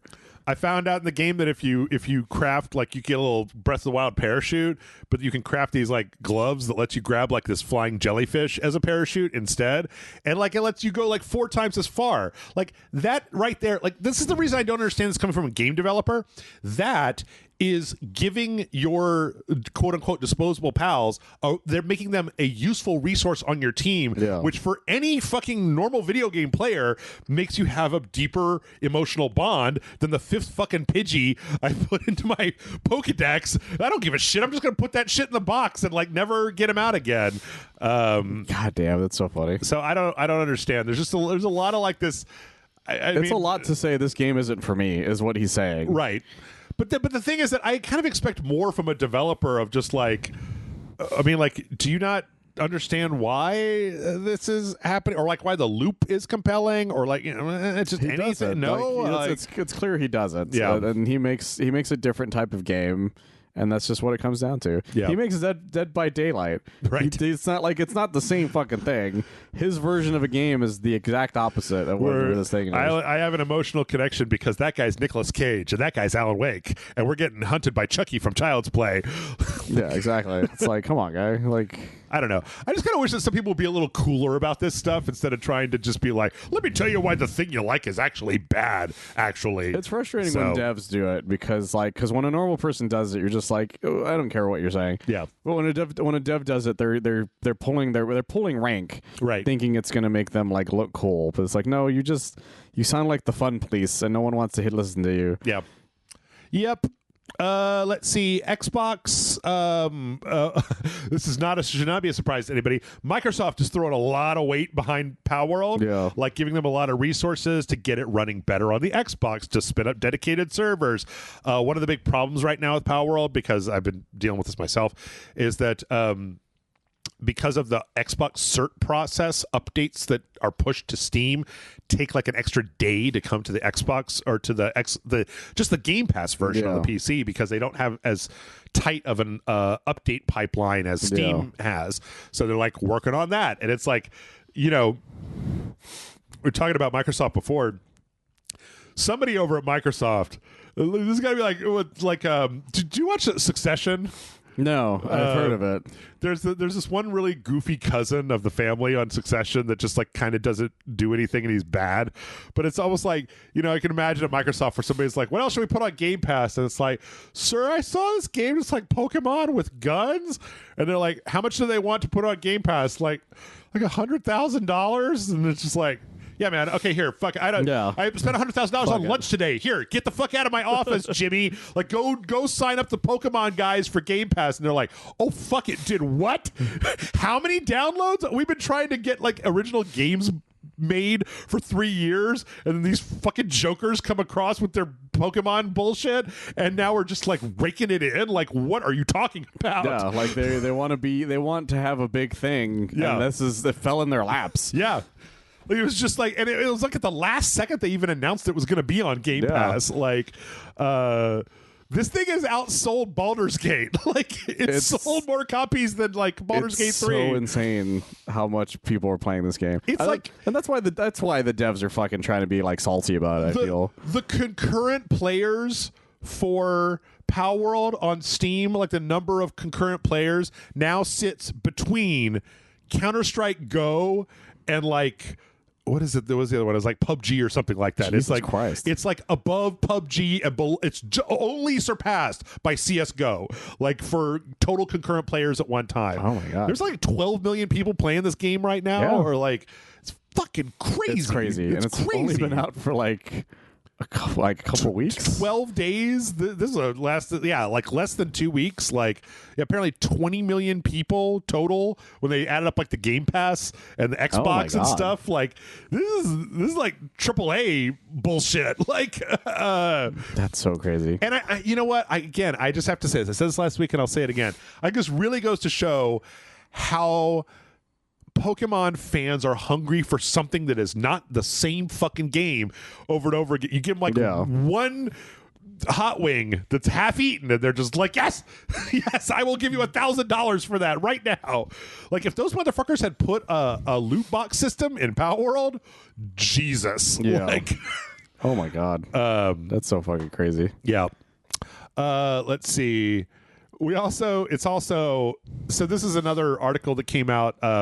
So it's funny how I've been looking through this stuff. Some websites really don't like Palworld. They really don't. They really don't. They just write like scathing thing after scathing thing about Palworld and how like you make your Pokemon into slaves. Like they're not slaves. I'm not like beating them to make them work harder. Like fuck, man. Yeah.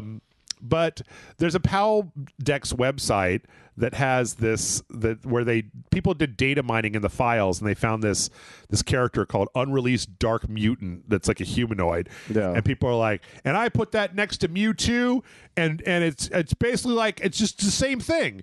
It's just the fucking same thing. It's like I'm looking at the same thing twice and I'm like, you guys really don't understand what legally distinct means, like at all. Like this thing is not.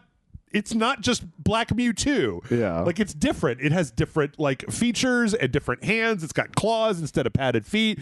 The tail isn't the same. The little head circle halo thing is the same. It's got a shield on its face. It's got a little fucking eyebrows. Yeah. It's got pointy bits on its chest. This is not the same fucking thing, you guys. Things could look like other things without being the thing. Like that's the problem I have with whenever they yell out plagiarism and stuff. And it's like, no, like Captain Hero is not a full-on plagiarism of Superbad. Like they're legally distinct. Yep, that's how this works, guys. Yep. What was the name of the fucking Pikachu from Drawn Together? Ling Ling. Ling Ling. Yeah. Like he looked more like a Pikachu than some of the Palworld characters do. Yeah. And then no one said shit about that. It's like and again I'll go back to last week where I was talking with Amanda about this. Also, I don't care. Like, so legally distinct means that you don't go to court. Rip off is a cultural thing. Yeah. Like rip off is a thing where we're just like, I'm not gonna play that game. It's just a fucking Pokemon rip off and it's stupid. But if everybody's like, dude, that Pokemon rip off looks great and I'm gonna play it, like there's not a legal case to shut it down. No. And all you can do is waggle your finger and say, damn it, I don't like that. It's the difference between Mario Kart and every other fucking kart racer that came after it. Right. Yeah. I think people need to calm their titties a little bit. I remember when Crash Team Racing came out, I was like, I can point at every single one of these and tell you the exact thing that it's supposed to be of a Mario Kart item. Yeah. Because literally all of them are like 1-to-1, but they just are a different item. Yep. So, yeah. Also, last but not least on the Palworld front, Pocket Pair came out and said, hey, if you see like Palworld on a phone, that is not us. Do not download that because apparently they're on Android in the Apple Store. They might be gone at this point, but there's just like, hey, Palworld, come into the phone, download this app. And they're like, don't download that app. Don't download that app. Don't fucking do it. This is not us. There is no phone app. Do not do that. So that's how they get you. Yep. They find the popular thing and say, hey, download the thing. A little quick Switch 2 news. Andrew Wilson of EA was asked like about the Switch 2 and had an answer where like he had to dance all around the fact that like he's like, I'm not saying that there is a Switch 2. I am not saying that there is a Switch 2. But what I will say is that our game franchises are very important to us, and we love to put them onto hardware that is able to run them properly, and that we look forward to any hardware that we can where people can enjoy Madden and FC and Apex Legends. But I don't know anything about a Switch 2. Don't ask me about it. There was no monorail here, no how. Right. So this is such a weird position because I feel like in previous years, in previous console cycles, the announcement that the thing is going to happen would have already happened. Like the cat is out of the bag. They would have just said it by now. The cat is across the state, and the bag is in my lap. Like this is not. Everybody knows. This is not a secret anymore, guys. Yes, but actually, this goes into our other story because there might be a reason for that. Somebody over at Bloomberg, who is not Jason Schreier, Takashi Mochizuki, basically was looking into what they call the amusement display data, which is the data for like how retailers are going to be showing things to the public. Yeah. And somehow, I don't know how, because I tried to look this up and I just found Bloomberg's behind a paywall and everybody else was just quoting this article saying that. Yeah. That apparently it looks like Nintendo is going to be trying as hard as they can to make sure that what happened previously, that all the new console sellouts don't happen with the Switch 2. And the way they're planning on doing that is they want to have 10 plus million units available at launch. That's crazy. Which is nuts. Now, that's super crazy. That depends. If the console comes out like in March, that would be 10 million units March through December. But if it's coming out in September, that means that September, October, November, December, you've got 10 million units to do. And like, I'll be honest, if Nintendo can do that, that would actually make a lot of sense for why they've been so coy. Yeah. Is because they're just the whole thing is done. They're just manufacturing them. They're like, cranking them out. We're not going to do this again. We want everybody who wants to buy one of these to be able to buy one on day one, because we know that 1 billion people are going to want to buy this thing on day one, and we don't want to be in a position where people are like, damn you, Nintendo, my son is going to cry at Christmas because I can't get a Switch 2. Well, a lot of people don't know this, is that one of the things about new consoles is that they make more of their money off of software sales than the console itself. Yep. And they want people to be able to buy their games, because that's one of the issues the PS5 had in the beginning, was that it sold everything, but no one was buying their games because nobody actually owned the console. Right. Because they were just sitting in some guy's house waiting to be sold. Right, because the scalpers and stuff. Yeah. Yeah, I'm hoping that we learn from all that stuff. Also, I don't know. Well, no, I was going to say, I don't know how interested scalpers are in Nintendo stuff, but no, they're totally fucking interested in Nintendo stuff. No, they're super interested in it. They're interested in anything that's considered limited in any shape, way, or form, no matter what it is. But I you know what? I will be very impressed if Nintendo announces and releases the Switch 2 and the day after it comes out at midnight launch, I can just walk into a Best Buy and get one. Or that'd even be great, yeah. It'd be like, great, I want to give you my money. It was kind of ludicrous that we had, 2 or 3 years where it was like these consoles, a new drop happens and they all sell out immediately. It was at least 2020, 2021. It was maybe it was, 2022, a little bit of 2022. Yeah, it was. I don't remember. I think it was 2019 when all that stuff first started releasing or something, if I remember correctly. Oh, okay. It's been a bit, or at least when they announced them, but all the pre-orders were gone like immediately. Right. But once they came out, because they came out, I think the following year. Yeah. And then that's when everything got all fucked. So something like that. It's been a while. Hopefully. Actually, I don't remember it. That's the problem. I remember I used my stimulus on it, so it might have been 2020. That's the problem. Oh, that makes sense. Next up, Michael, I know that this is going to be hard for you to believe. I know that you are, of all people, are not going to be able to believe this, but Suicide Squad Kills the Justice League had a 72-hour early access period, and apparently the servers got all fucked up and they had to turn it off for 6 hours of your, I paid $100 for this game to get 3 days of early access. So I heard about this because I posted about it because I thought it was so fucking funny. Yeah. Because what happened was that an hour after turning on the servers, anytime somebody joined it, they got everything. They got everything. They got everything. The game was like, hey, congratulations for beating everything. Yep. And they just gave them everything. Yep. And they're like, oh, shit. And so they had to shut it down. She tried to pick up her dress, but I already got everything. I got everything. Yeah. It was just so unlocked funny. everything in the game. Auto-completed everything. Yep. So they had to shut it down, and then people complained about it, and now they're giving them $20 worth of virtual currency in the game as and I'm sorry. At first I was like, well, they give them $20 worth of like store credit like to the place where they bought the thing, and it's like, well, no, let's not go crazy here. Well, it was like a $30 difference, I think, if I remember correctly, like between the two. 70 and 100. Yeah, it's like $30, and they're giving them only 20 out of the 30. But they're giving them $20 in Monopoly money. Like they're not giving them 20 actual dollars. They're giving them $20 to spend on fucking King Shark skins. Yeah. Not like Dave the Diver. It was the perfect beginning of a game that I don't care about kind of thing. It's It's amazing how fucking hysterical that whole process was. And there are no reviews, kind of thing, and people were like, "You want to know how you could have avoided this? Giving review codes early on, so you would have caught something like that." Yeah. What was that? I think that they started putting out Metacritic reviews for it, right? Yeah, 1 or 2, but not a lot. 63. Okay, so they finally have a score because they didn't have a score earlier. Yeah, it's at 63 right now. Okay, so there's a lot more reviews, but there's a lot more ready to go. It's like 7 reviews. There was only like 3 reviews when I checked, and that was this morning. Yeah. Yeah, I don't know. Like I'm not prejudging. I'm withholding judgment because I do think that there's a certain type of game where you can just turn your brain off and fucking jam on shit. There are people who are really enjoying it, and I don't disparage them in any way. It's just I realize it's just not for me. Don't be a Dead by Daylight dev, Michael. I'm not going to be a Dead by Daylight dev because if you guys like it, that's fine. It's just that one of the reasons I enjoyed Avengers as much as it was is every time they announced a new Avenger, I wanted to see how they played. Right. Whereas the issue is that in this game, if it's going to be like Captain Cold's the game, like I can't be like, oh, I can't wait to use cold powers. Like I wonder if he uses the shotgun better than like the assault rifle. Yeah. It's not as interesting. I don't know. There just seemed like they had that Joker reveal last week where it seems like there's at least some different traversal and there might be a few different interesting things. But yeah, but that's like such a little part of their actual gameplay, I feel. So that's my issue with that. Yeah, I don't know. I still want to get my hands on like it. You can't be like the Reverse Flash or something, right. And then you're just with an AK-47. It just kind of destroys the point. So that's why you got to play Palworld. Yeah, you can give people AK-40. You can give a monkey an AK-47 in Palworld. So, let's see.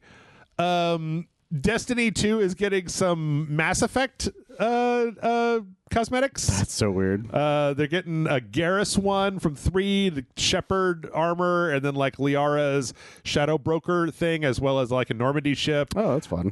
There's a little. This is like the Ghost one, and it's like Edie. It has a little orange stripe like Edie's face. And then they made the Ghost like not the Ghost. What is it called? The Sparrow or whatever. Yeah. Like looks kind of like the Cerberus colors. Yep. I don't know, man. Like that's fine, I guess. 10 years ago, I would have been very excited about this. Yeah, but now you're trying to get Old Snake unlocked in I haven't done it yet. Fortnite. I need to do that still. I've been too busy fucking with my house. Adulting. Yeah, it's getting in the way of my Solid Snake stuff. Yep. Let's see. Bloodborne Kart is finally going back to, I don't know if you saw this, but so the person that made the Bloodborne PSX demake, right? They made Bloodborne Kart. It was like a joke that they made where it's actually like a kart racer based on that. This week they announced that basically they were going to be releasing it in January, but like finally Sony was like, "Hey, you have to take this shit and make it not Bloodborne. Bloodborne is our intellectual property." I'm amazed it took them this long. Yes, me too.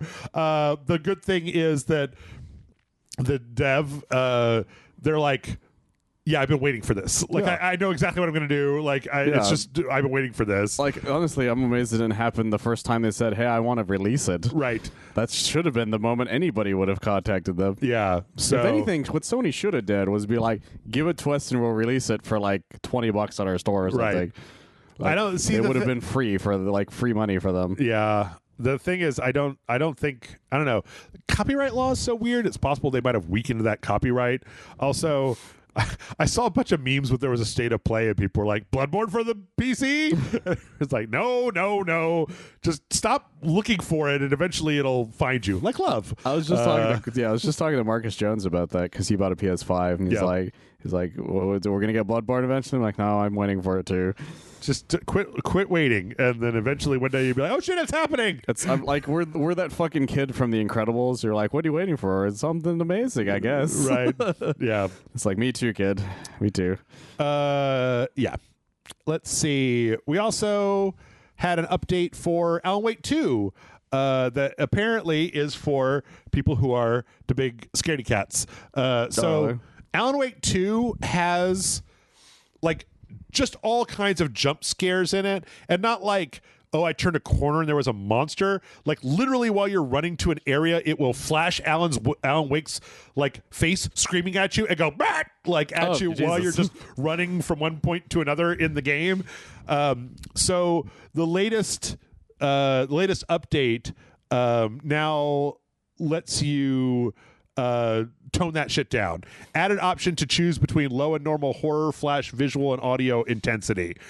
So like you can see what's happening here. It's just like it's the thing is what's weird to me is that I find it to be less scary in Alan Wake than it is in like when it happens in like a movie or like a YouTube video, because I'm engaged with Alan Wake. Like I'm looking for threats and it's like, Brad, I'm like, quit trying to distract me. I'm looking for threats. Yeah, it's more annoying because you're too busy like looking around to be like, what it's actually going to kill me instead of just the jump scare. It's like, I don't want to deal with this right now. Like it's different in Five Nights at Freddy's when you're switching between stuff and you're just like, oh, and then the game screamed in my face and I was like, it's stupid. And there's some games that like had stuff similar, but like, but it would slow down the gameplay too, which would be like really annoying. Yeah. Like it's never like scary. It's just more annoying than anything. Like it might be scary the first like 3 times or something. Yeah. So yeah, it's good that they put in a thing to let you tone that down, because of all things that should be toned down, screaming in your face jump scares, definitely one.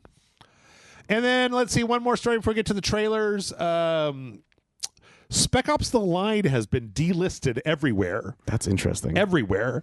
Apparently, publisher 2K confirmed this, saying that several of the partnership license that they had expired, and so they delisted the game everywhere. No clue whether it's going to be coming back. Apparently, the original director was like, that doesn't make any fucking sense. I don't know why you would delist that. Yeah, it's not like a license game where that happens all the time. Like this was their own game. I really hope it's not some music bullshit. I always be surprised. Hate it when they do that, because maybe it's like a footage thing, like what happened with Metal Gear. Oh yeah, because there's a lot of stuff like that if I remember correctly in that game. This is the reason why I'm generally in favor of digital purchasing my games digitally, because I don't have to go to a store with filthy people and it doesn't take forever to fucking check out. Like, but this is a good reason to be like, but why? Like, I don't, what licenses? Like, if you make a game, you should write a license that says like, I don't have to take this down after 10 years. Anyway, a lot of people going out and buying it, but we reference this game all the time. Yep. Like everybody does. Like everybody I know who's played it loves referencing it. Yep. Because it's such a unique story game. It very much is. It's not really very fun to play. No, it's really interesting. But it's great to do like at least to go through at least once. It's that kind of game. Pretty sure that same team, that was Jaeger, right? The guys that did Hard Space Shipbreaker was like their next game after that. I think that was still them. Yeah, I think that might have been them. All right, Maya, we got plenty of time. Trailer time. I have lots of trailers, and we're starting with your trailers. Trailers for you. So, Dragon Ball Sparking Zero, Goku versus Vegeta. There was a news story about this that was like, oh, this trailer's great. Sparking Zero announces the first like 40 characters in the game, and like 3/4 of them are just different versions of Goku and Vegeta. We're back, baby. The Budokai Bros are back. And then I went to go watch this trailer again today, and I was like, oh right, it's just like they fight and then they turn into a different guy, and then they fight and then they turn. It's basically just which hair color they have, like the black hair, blonde hair, red hair. I'm a monkey. Like it's. Well, that's how the characters are based. Basically, they're based on the time frame of like the saga. Sure. Which is why there's so many of them. Yeah. So it's like Goku, Vegeta, beginning of Z kind of thing. And then it's like Goku Vegeta like middle of Z. Yeah. And then Goku Vegeta like end of Z. Goku Vegeta like Dragon Ball Super beginning or something. Like it's a lot of that. And that's how it was back then. Yeah. When Dragon Ball Z, the Budokai games came out. Because everybody's like, there was 150 characters in them. Like, yeah, but like 50 of them were Goku and Vegeta kind of thing. You have to remember this kind of and so when I saw this news story, like every Budokai fan on Twitter is like, we're so back, guys. Like 1 billion versions of Goku and Vegeta. Let's fucking do this shit. I have a question. It's more of a complaint, really. But like, why do they have to have the same colored hair? Like, it makes it hard to tell who the fuck is beating up who with which laser as an outsider. Every time they go to a new thing, they both still have the same colored hair as each other. It's the same form, Jeff. Well, can't one of them have a blue hair and then one of them have green hair? Like, no, because then it wouldn't make any sense in the story. yes, that's what wouldn't make any fucking sense in the I story. can explain why they have the same color hair, I'd Jeff. rather you I didn't. can explain why Super Saiyan Rose is a different color than Super Saiyan Blue. I'd rather you If didn't. you want, I can do it right no, now. That's all right. That's not what I came here for.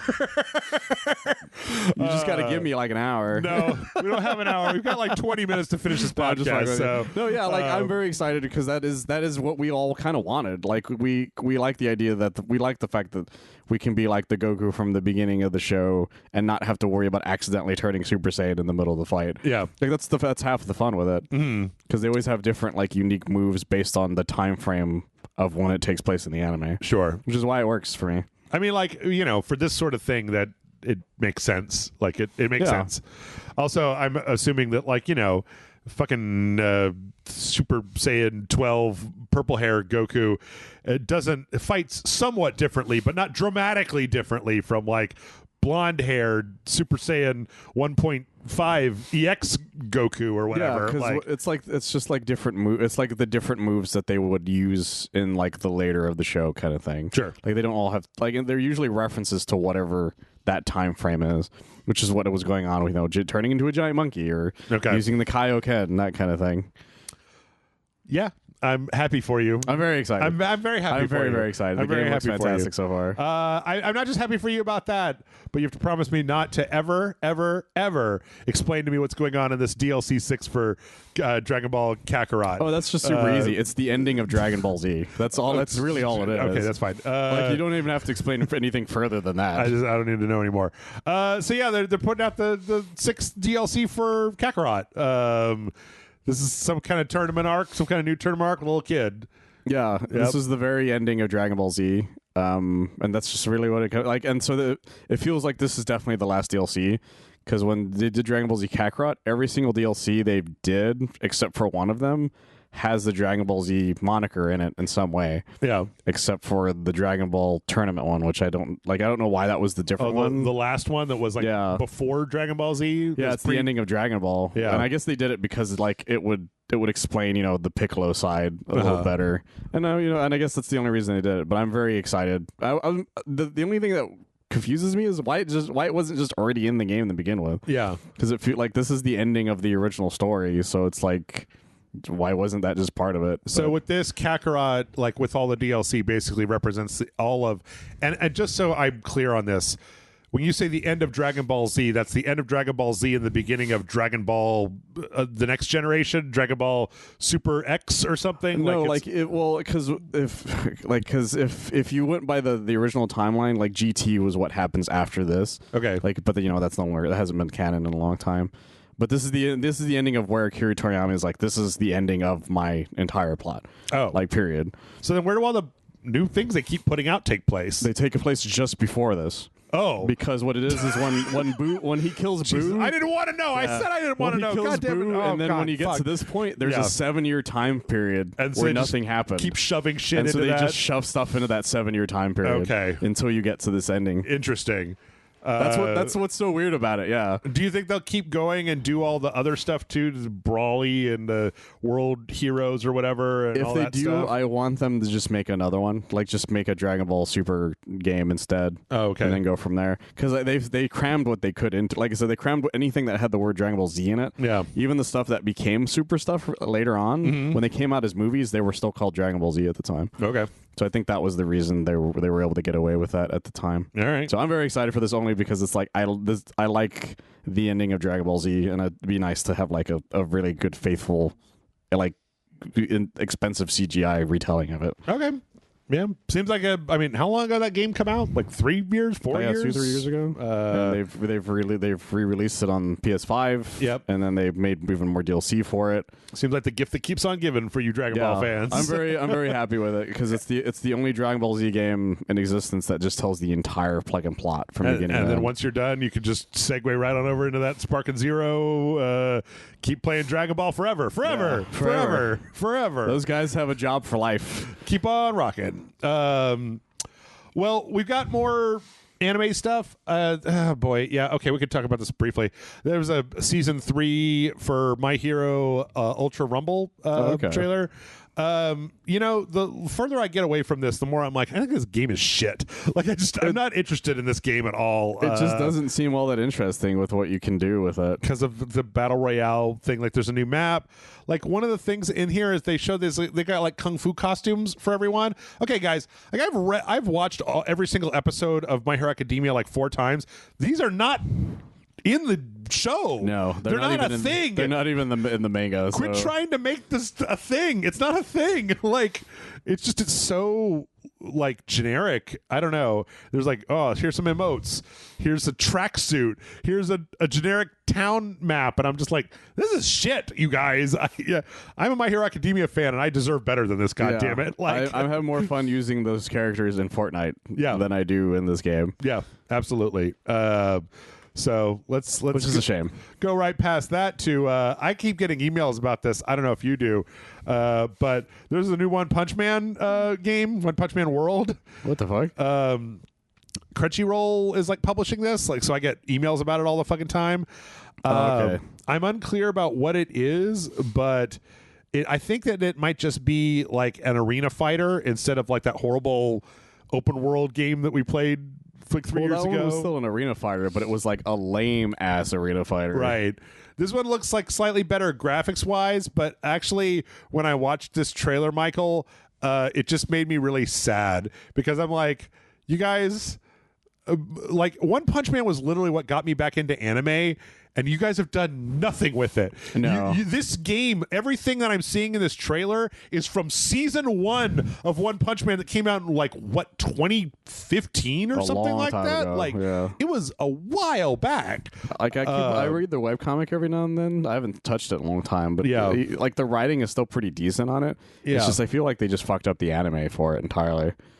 Yeah, after that season 2, but I'm just trying to figure out why didn't they go back and fix it? Like, it's so popular. It's such a popular franchise. No idea. Like, I think they dropped the ball so hard that it somehow lost its popularity. Yeah. It's weird. Like, no, I don't see anyone talk about it anymore the way they used to. 2015, October 2015. I think I probably picked that up in 2016. It was like what got me back into watching anime because I saw a clip of when he's trying out at the hero exam and he's breaking all of the equipment. And I was like, that's funny. What is that? I don't watch comedy manga or comedy anime, but this seems kind of interesting. Yeah, my friends got me into it. I'd never heard of it until they all showed it to me. Every so often when I'm drunk, I'll go back and watch like some of the big episodes from season 1, and I'm just like, why won't you guys make more of this? Yeah. You keep making garbage that I have no interest in, Season 1 was perfect. Rent a Girlfriend season 5. Make the One Punch Man, for fuck's sake. I even didn't like season 2, but even I want to know, I was like, well, then what happened? Like, if it's garbage, I'll probably still shove it in my mouth because I'm a desperate anime fan, but lots of anime this week. Yep. Spy X Anya Operation Memories has an official release date. This game, we're going to definitely play it at some point, but as I watch this, I'm just like, I mean, like, I'm not under any delusions. I know what this game is. No. This game might be just a little too gentle for me, even though I'm a huge fan of the show. The focus on the Anya stuff might be a little. I like to have a little bit of Anya and then a little bit of Yor and Lloyd. But this is very much a lot of Anya, and sometimes when the Anya arcs go on for too long, I start to get a little bored. So you hang out with your friends and stuff. Like, It's like, that's not the reason I watch the show all the time. Take a picture of the thing. Yeah. So it looks cute and it looks fine. That was adorable as hell. I will give it that. Just not something that I think I'm going to be down for, like a bunch of episodes. I tell you what, if they really want to make one, they should go back and make a Buddy Daddies one, because those guys are much more violent than the Forgers are. But I can see that. June 28th is when this is coming out. So okay. Bada bing, bada boom.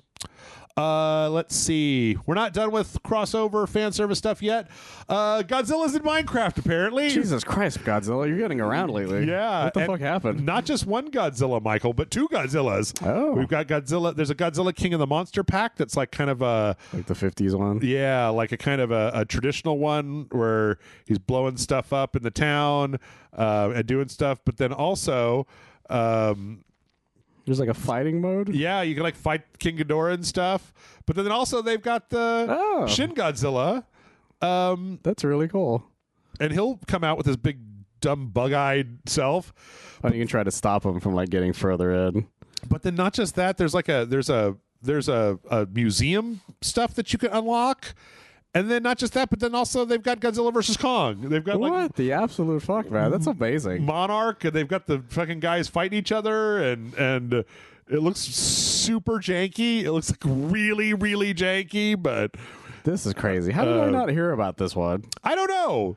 I feel like Matt would have been screaming at the top of his lungs, but I don't think he plays Minecraft. I told him about this today, and he's like, "Oh yeah, I played that last night. It was janky," and I was like, "Look janky. Oh, yeah, it looks janky as hell, but that's Minecraft for you." Let's see, Michael.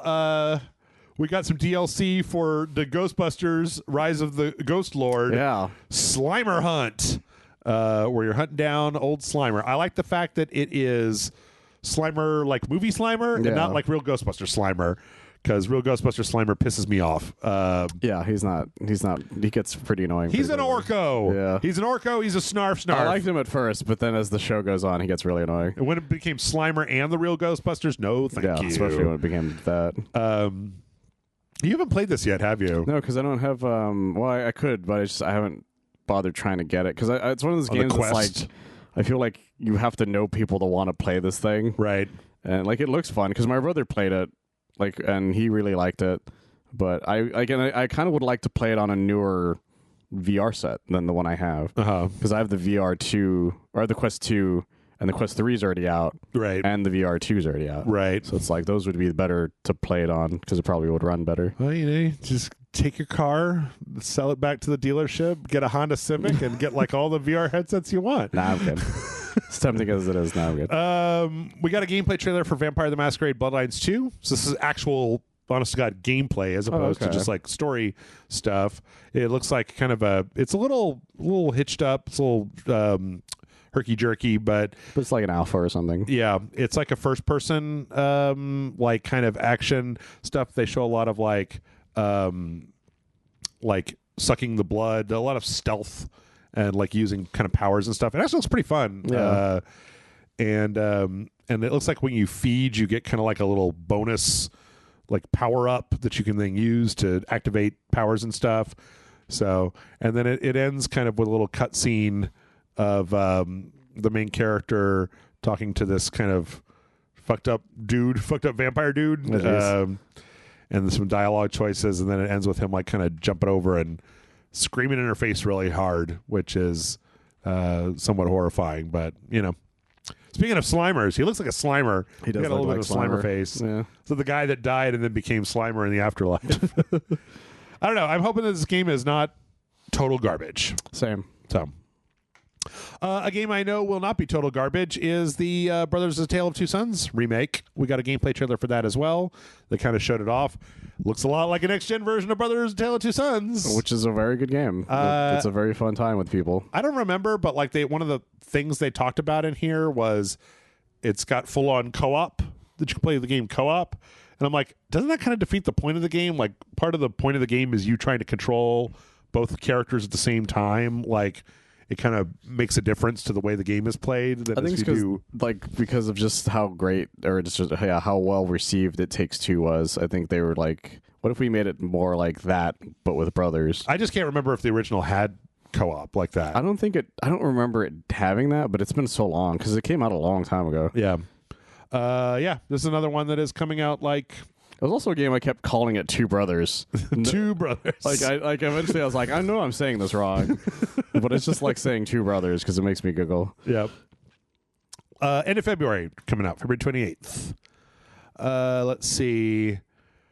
We also got the launch trailer for Grime Definitive Edition. Grime was very well received when it came out like 2 years ago, and it's had like a couple of different DLCs, and apparently those are all collected.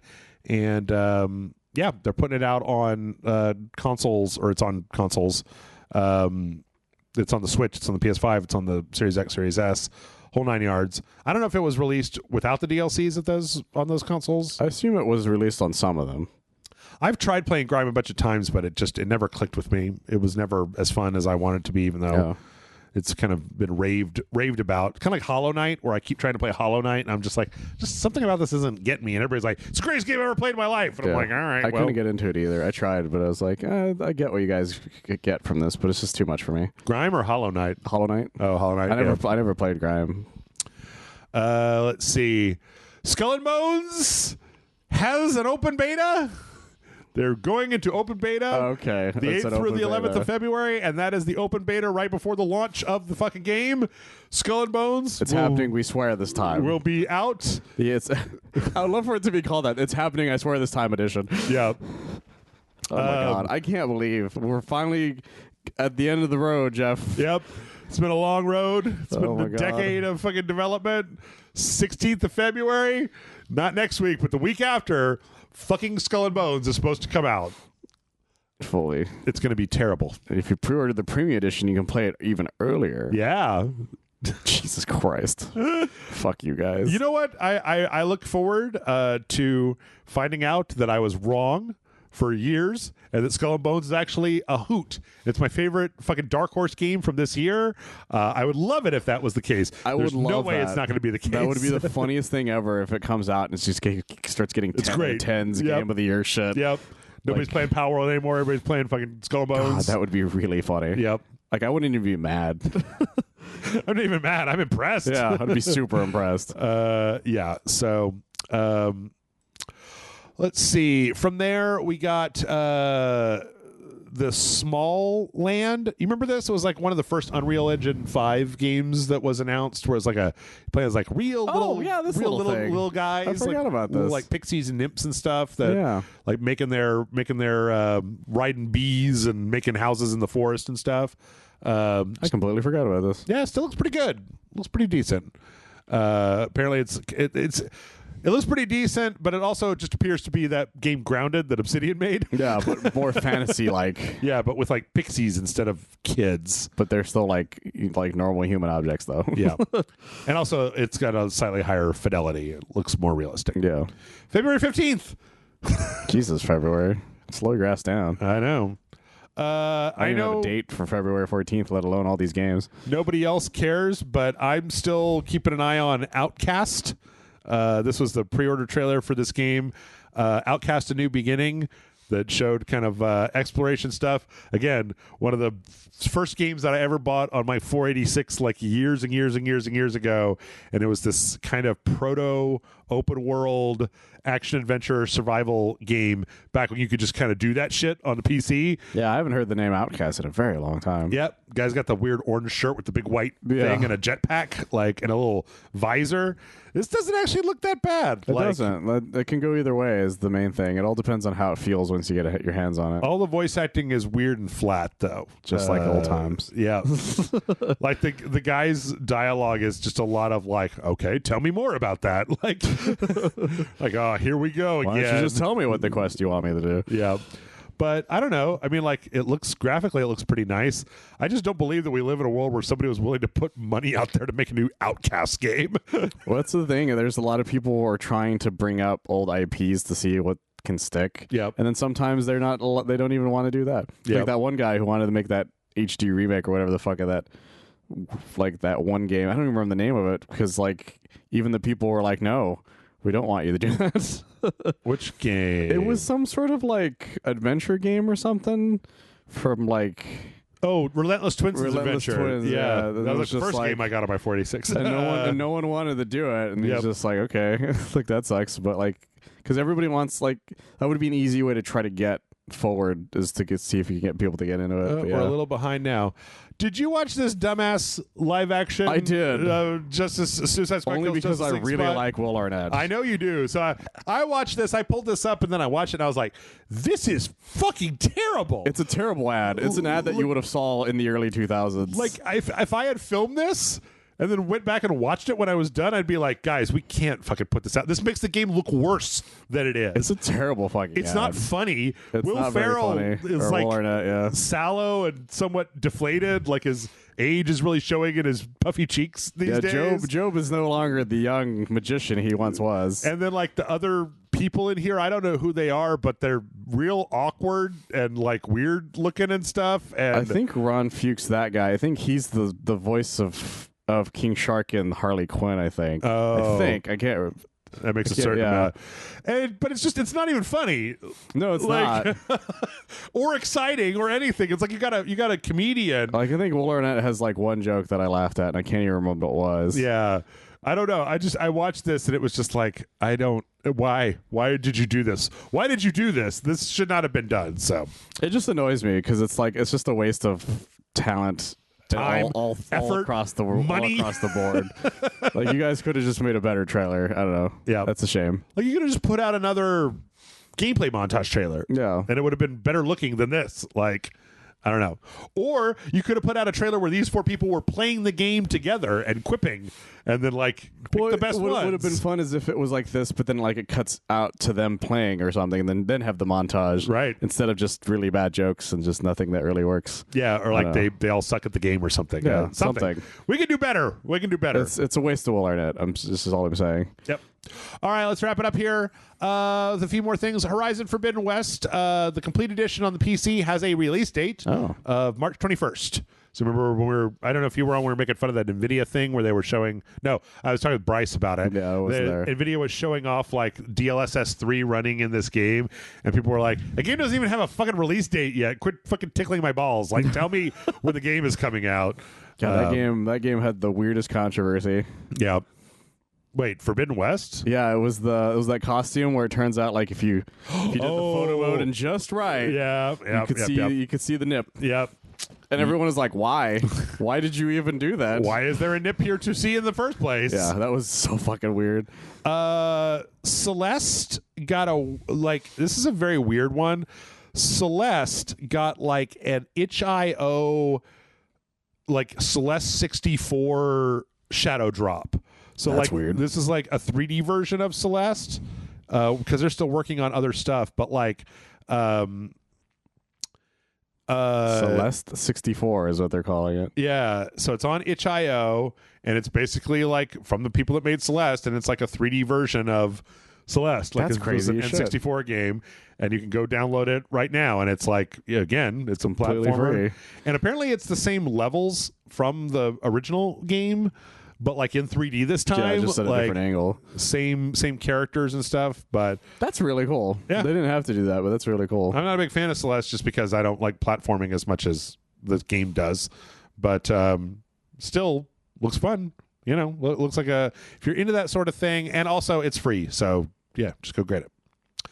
Let's see, Adventure Quest is out. No, Adventure Quest is this. What's the name of this? Adventure Quest Dungeons and Doom Nights is out on the on Steam.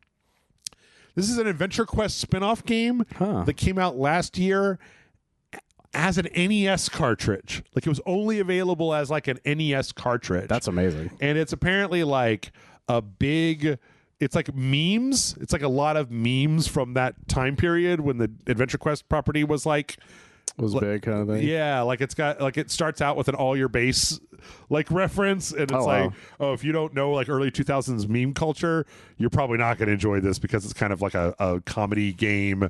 It doesn't stand as much on its own, but that like apparently now you can go get this on Steam. There's a little bit of a you can still buy the cartridges.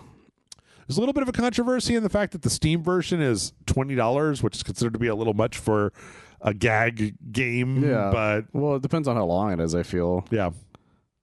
But yeah, it came out January 2nd. It's either that or buy a Nintendo, guys. One or the other. Probably will cost you more. Did you know Dragon Quest Builders, the first Dragon Quest Builders, has never been on the PC? I'm surprised by this entirely, actually. Dragon Quest Builders 2 was on the PC, but the first one was never released on PC. That's fucking weird. It's console only, but now it's coming to Steam. So February 13th, you can finally play the original Dragon Quest Builders, a.k.a. Minecraft Dragon Quest, on the PC. It has like the weirdest version of that story. Where like, you are the one who can build. Right. Because no one else knows to do shit. Everybody else is like, how do I do a what? Put a block on another block to get out of the rain. Weird. It's like, how are you guys alive? Yeah. And then let's finish it up with some more Pokemon or Palworld stuff. So you might not be able to put Pokemon in Palworld, but there's one group that's putting a bunch of Digimon in Palworld, and nobody gives a shit because it's Digimon. Well, Digimon guys just are like, I'm just happy you remember we exist. Yeah, so there's a few so far. Gabumon, Omegamon, and Garurumon are in there. I appreciate that's fucking great. I appreciate that they were like, they're really detailed too. Oh my god. Well, they probably just ripped him from another game. Probably. Right? They probably ripped him from another one of the collection games. I love that though. And they just like dumped him in there. So, yeah. So yeah, if you want to get one of the Mons, one of the Mons is available to you for use. It's more of an Agumon myself. Last week, one of the other things that happened was there was that guy that modded. That did the Pokemon mod, where he put all the Pokemon stuff, and Nintendo like instantly ceased and desisted him and was like, no. That guy was like, he's a YouTuber that does nothing but like mods in games. Oh, okay. It's like he has a Mortal Kombat mod where it's all Disney character models. I've seen those. Those are really funny. Yeah. So he like shut that shit down, but apparently he still has a team full of modders, and apparently they just mod stuff and then just give it to him. So I actually watched his video. He basically has another one that's like legally distinct pocket monsters, and so like when he wakes up it's like a yellow electric rat, sheep with braids, oh my god. and they're terrible. They're like they're horrible. I love everything about that. Yep. There's it's one like an Ivysaur, but not really. There's like there's one sheep. These that is like, oh yeah, it's just a Firefox. They just call it Firefox. This is a toaster with bread legs and stuff. Fuck? It's very weird. So yeah, he goes through. There's one that's just like an onion plant with googly eyes on the front of it. Oh my god. It's pretty funny. But then the very end, he goes to the first boss, which is the Grisbolt and the girl with the chain gun. Oh, okay. And oh yeah, this one's funny. This is just like a T-Rex with a flower on its head. Because there's like a guy that's like a dinosaur with a flower on its head. But yeah, he goes to the first boss, and it's my god, it's Saul Goodman, and he's writing on a giant cease and desist letter with a picture of Reggie at the bottom. Saul Goodman in the DMCA, take note. Yeah. So oh my god, it's pretty funny. Like, good on you for taking the joke in stride. Yeah. And Reggie would take that joke really well too, because he hasn't been a part of Nintendo in a long time. Oh yeah. So it's a pretty funny video. This from Toasted Shoes. I love how just people keep adding Saul Goodman into random shit. Yep. Oh my god. I think it's like a phone game. Yeah, it was model. like a phone. Yeah, it was a phone Saul, like Better Call Saul game or something. Yeah. And last but not least. Okay. God, I heard about this. We got Doom running on a lot of stuff. Some lady got Doom, quote unquote, running. It's not entirely right, but quote unquote running on bacteria. So they created like a grid where you can grow bacteria with specific properties, and then when you hit them with like a little thing, they fluoresce for a minute, and so you could basically draw out like individual screens of Doom. The only problem with this, Michael, is apparently like once you set it up, it takes 7 hours, or no, it takes like 70 minutes to be visible, and then it takes 8 hours for the sample to reset before you can do the next screen. Okay. And so people have done the math, and it'll be 600 years to go through one playthrough of Doom. And also, this isn't actually running Doom; it's just like the screen. You're just like it's borderline a what's the word, like a flip book. Yes. So yeah, you can find that on the YouTube channel Lauren Ramlin, running Doom on cells ? Just proof that we will run Doom on whatever the fuck we can, and you cannot stop us. I think of that Saturday morning breakfast cartoon or whatever they call it, that web comic, where it's like the difference between a computer engineer and a computer scientist. Yeah. The computer scientist is like this alien technology. It will answer so many questions and all this stuff about things we don't know. And the computer engineer is, I got Doom on this motherfucker. That's funny. And that is our podcast. We're only 10 minutes over time, so that's pretty good for us. Pretty good for the amount of shit that we got through. Yeah. I think it helped that that you were tired this week. I was. I also just let you talk. That's good. I do that from time to time. Michael, I try not to like interrupt. Is the main thing. Is the difference there? Tell them where they can find you when you're not over here doing what we're doing. You can find me on oneofus.net. I'm not in this review, but apparently everybody hated this movie, so go listen to the Argyle review. Oh yeah, this movie's getting bad reviews. It's getting real bad Starting reviews. to think Michael K. Vaughn can't, or whoever the guy, Matthew Vaughn. Yeah. Matthew Vaughn can't do anything. Kingsman was a fluke. I think the first Kingsman was a huge fluke, is what it feels like. Yeah, and he keeps trying to add Kingsman to everything that he's made since then. Yep. And it's not fucking working. The Kingsman has a post-credit scene. They're like Hitler, right? It's like, what the fuck? I watched that movie. It was dookie. It's real bad. I watched the second Kingsman, the Golden Circle or whatever. That was dookie as well. Like it's not as bad as the other one, but it's still not very good. Yeah, and it like wastes the whole what's great about the first one. Go watch Wonka. Don't watch Argyle. Go watch Wonka. You can do better. Yeah, you deserve do better. You deserve a tasty treat, not some fucking sewage in your mouth. Go watch Black and White Godzilla -1. Yeah, do that too. Or Godzilla -1 color or whatever the fuck it's called. Tell me about it, because I'm not watching it until it's on my TV in my house. I'm not leaving my house for that shit. That's it. Get out of here. Bye.